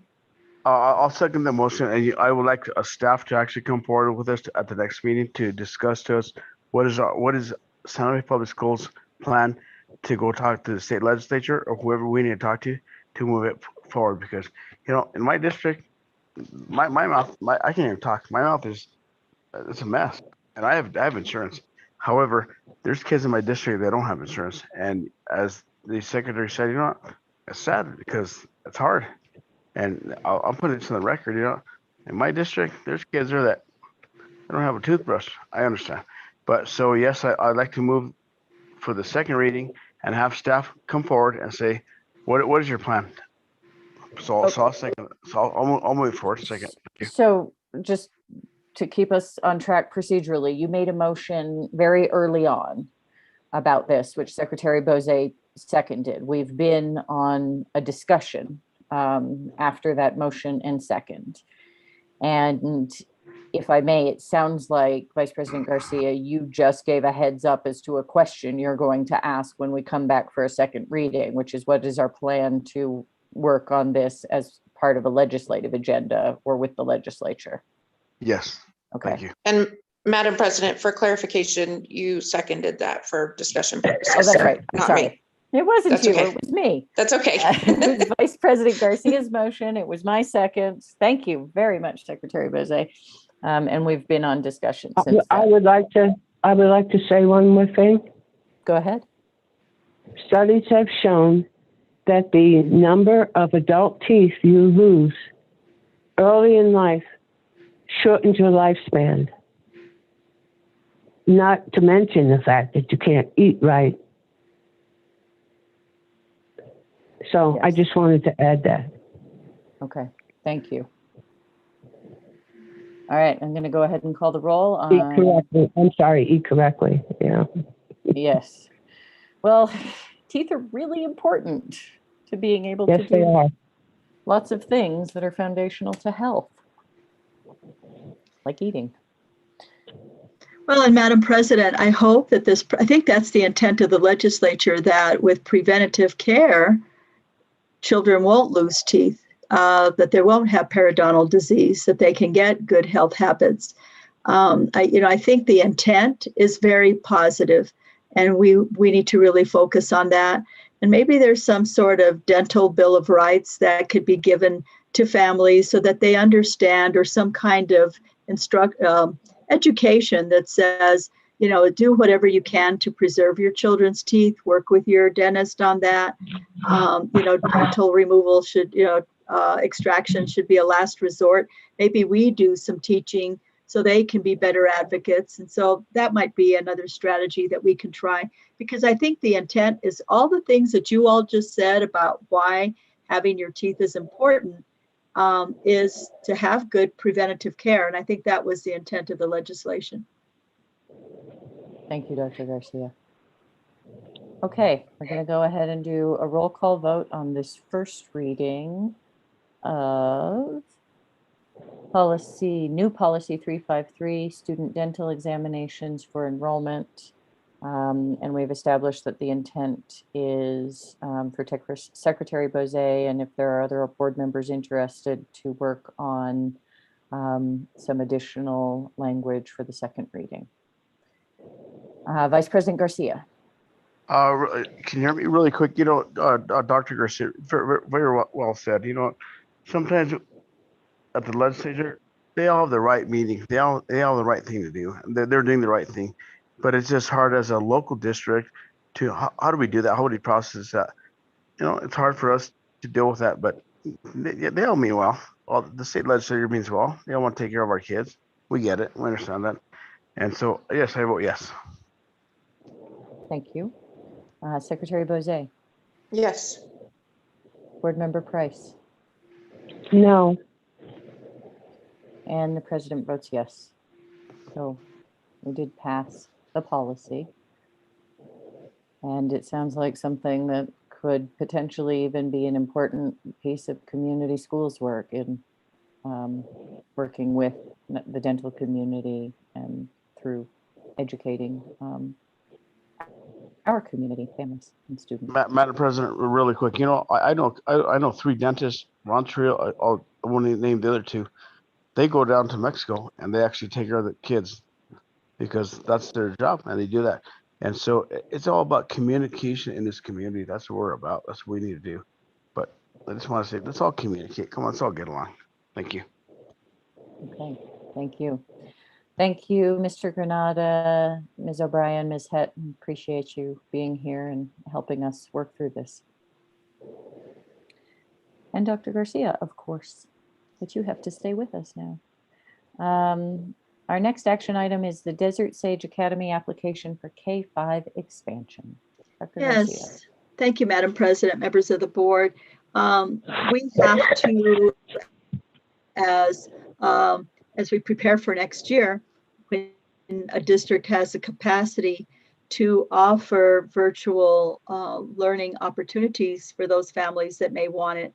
And we had already applied and gotten approved the expansion for 6 through 8. We are extending this to K-5.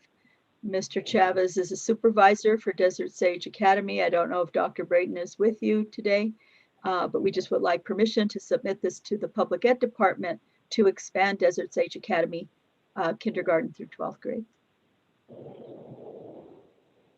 Madam President, I move to approve. Thank you, Secretary Bozay. I'll go ahead and second. Any further discussions? Any questions for Dr. Garcia or Mr. Chavez? Madam President, I just would like to say that I hope when this is approved by the PED or whatever the process is, that we have lots of press release about it, because it's a question that I've gotten over and over again. And I think it's very much weighing on people's minds as they make decisions for the fall, and appreciate all of the opportunities and choice that's being provided by the district. So thank you. And I'm pretty confident that we will get approved. As a matter of fact, I think they'll allow us to start advertising even before they do the paperwork, because they need as many programs as possible. And we may actually be enrolling kids from other districts. I think they're going to have a state option, and then those districts can be part of a consortium and take kids from other districts. So we'll just have to see how that all plays out, but I'm pretty confident that we will be approved and we will get the word out. Thank you. I think this is really exciting and interesting, and I'm very happy to see it go forward. Okay, any further discussion? We'll go ahead and do a roll call vote on the motion to approve the Desert Sage Academy application for K-5 expansion. Vice President Garcia. I vote yes. The consortium, as the superintendent said, voted favor to move forward. And yes, we're going to lose our superintendent, but Mr. Chavez, just keep in mind what you're listening to, because this is the way it's going to work. But yes, I vote for it, because yes, I vote for it. Thank you. Secretary Bozay. Yes. Board Member Price. Yes. And the president also votes yes. Thank you very much. Nice to see you, Mr. Chavez. And finally, well, no, not quite finally, we have board discussion and possible action. Anybody want to bring topics up for future meetings? Going once. Madam Chair, Madam Chair, really quick, I just like to thank my colleagues, and as well as everybody that works for the district. You know, we're actually going through a challenge throughout the nation, and people don't realize that it's a hard challenge that we're going throughout the nation as elected officials. It's challenging. You know, my colleagues, thank you for what we do, because, you know, we get housed all the time, and all the people that work for the district, everybody, thank you for what you all do. It's challenging being a public school individual, but thank you. And my superintendent, she's leaving. Gonna miss you. I'll tell you that right now. And your generals that are leaving as well. Mr. Chavez, you'll do a good job. And you understand how it works. But welcome aboard, my superintendent. Good luck, and I love you, as well as all your generals. Thank you for what you've done for the kids of our district. Thank you, Madam President. Thank you, sir. Thank you. Okay, advanced planning. I think we don't need the tentative special board meeting. Is that correct? Yes, Madam President, May 28th and June 10th will not be needed. What you probably want to think about and put for board discussion or possible action is whether or not you will take off the month of July or not. But we don't need the 28th or the 10th. And I know that Alma will be bringing forth for you, she says it's usually done in the last meeting or the second to the last meeting in June, where you have your schedule for 21-22. So you have a little bit to think about. And I think on the agenda will also be, for you to start looking at your committee nominations so that you can finalize that at the last meeting in June. So that's all I have, Madam President. Okay, I'd like to ask that we do have on board discussion July meetings. Mr. Chavez, I'd like to ask you to think about that and maybe share some thoughts with us on that. I think the board is probably somewhat tired. It's been a long year for us too, believe it or not. So just to say that my preference would be for us to take July off, but I think we would all like to respond to the needs of the district administration. And if there is the need for board business during July, that we'd want to consider that. Madam President, this yes. is Rudy. I would like to just have our new superintendent, Mr. Chavez, just work with our existing superintendent, and whatever his call is, it's his call, and let's move forward. But you as a president, then whatever you want to do, we have her back. Thank you. And Madam President, I just received word from staff that we need to add a June 10th audit meeting. Okay. Audit committee meeting, rather. Okay. Okay, well, Dr. Garcia, you and I think those are some, and Alma, those are some very important things you bring up. Secretary Bozé did remind us to think about our committee appointments and talk to representatives if we want to ask them, and they need to be willing to continue and that sort of thing. So we'll work on that agenda for the 17th. Right, and I think, Madam President, I think that Alma put it down for this next meeting, not necessarily for you to act on it, but under board discussion and possible action so that you can get yourselves ready, know who's on which committee and all of that, because you all had voted to move that to this time of year. And that way you have like 2 bites at the apple, one to just talk about it and discuss, and then to actually take action on the June 17th meeting. Madam President, really quick, can somebody take a picture of Mr. Chavez or our new superintendent? Because in the next 4 months, I want to see if his hair gets gray or white. Okay, and I'm sorry, Dr. Garcia, but I don't really understand because I don't think we have another meeting to discuss. There's a June 3rd meeting. You have June 3rd and then you have June 17th. Oh, I had a blank spot over June 3rd. Okay, I do see that now. Thank you. You're welcome. Okay. That was my question. This is Lorraine. I don't understand. So we don't need a meeting for an audit. We just voted on the audit. No, this is the audit committee. The audit committee. The audit committee needs to meet in June because they start. Oh, I see. They start working now on the audit for this year. Okay. Thank you. So to sum up, for advanced planning, we have all of the graduations. We do not have a special board meeting next week. We then have a regular meeting on June 3rd. We have an audit committee meeting, which will be at noon on June 10th. And we have a board meeting on June 17th. So we will be discussing on June 3rd our and committee appointments and who's on them. And then we can act on that on June 17th. And I just got another message that there will be no CRC meeting on the 26th of May. Yes, correct. Thank you. I was going to say that. I was going to just ask that. Okay. And again, just to repeat, no special, what was that special meeting on the 28th? Yeah, that's gone. No. So there is a CRC meeting. No, there is no CRC meeting. So no meetings next week, just graduations.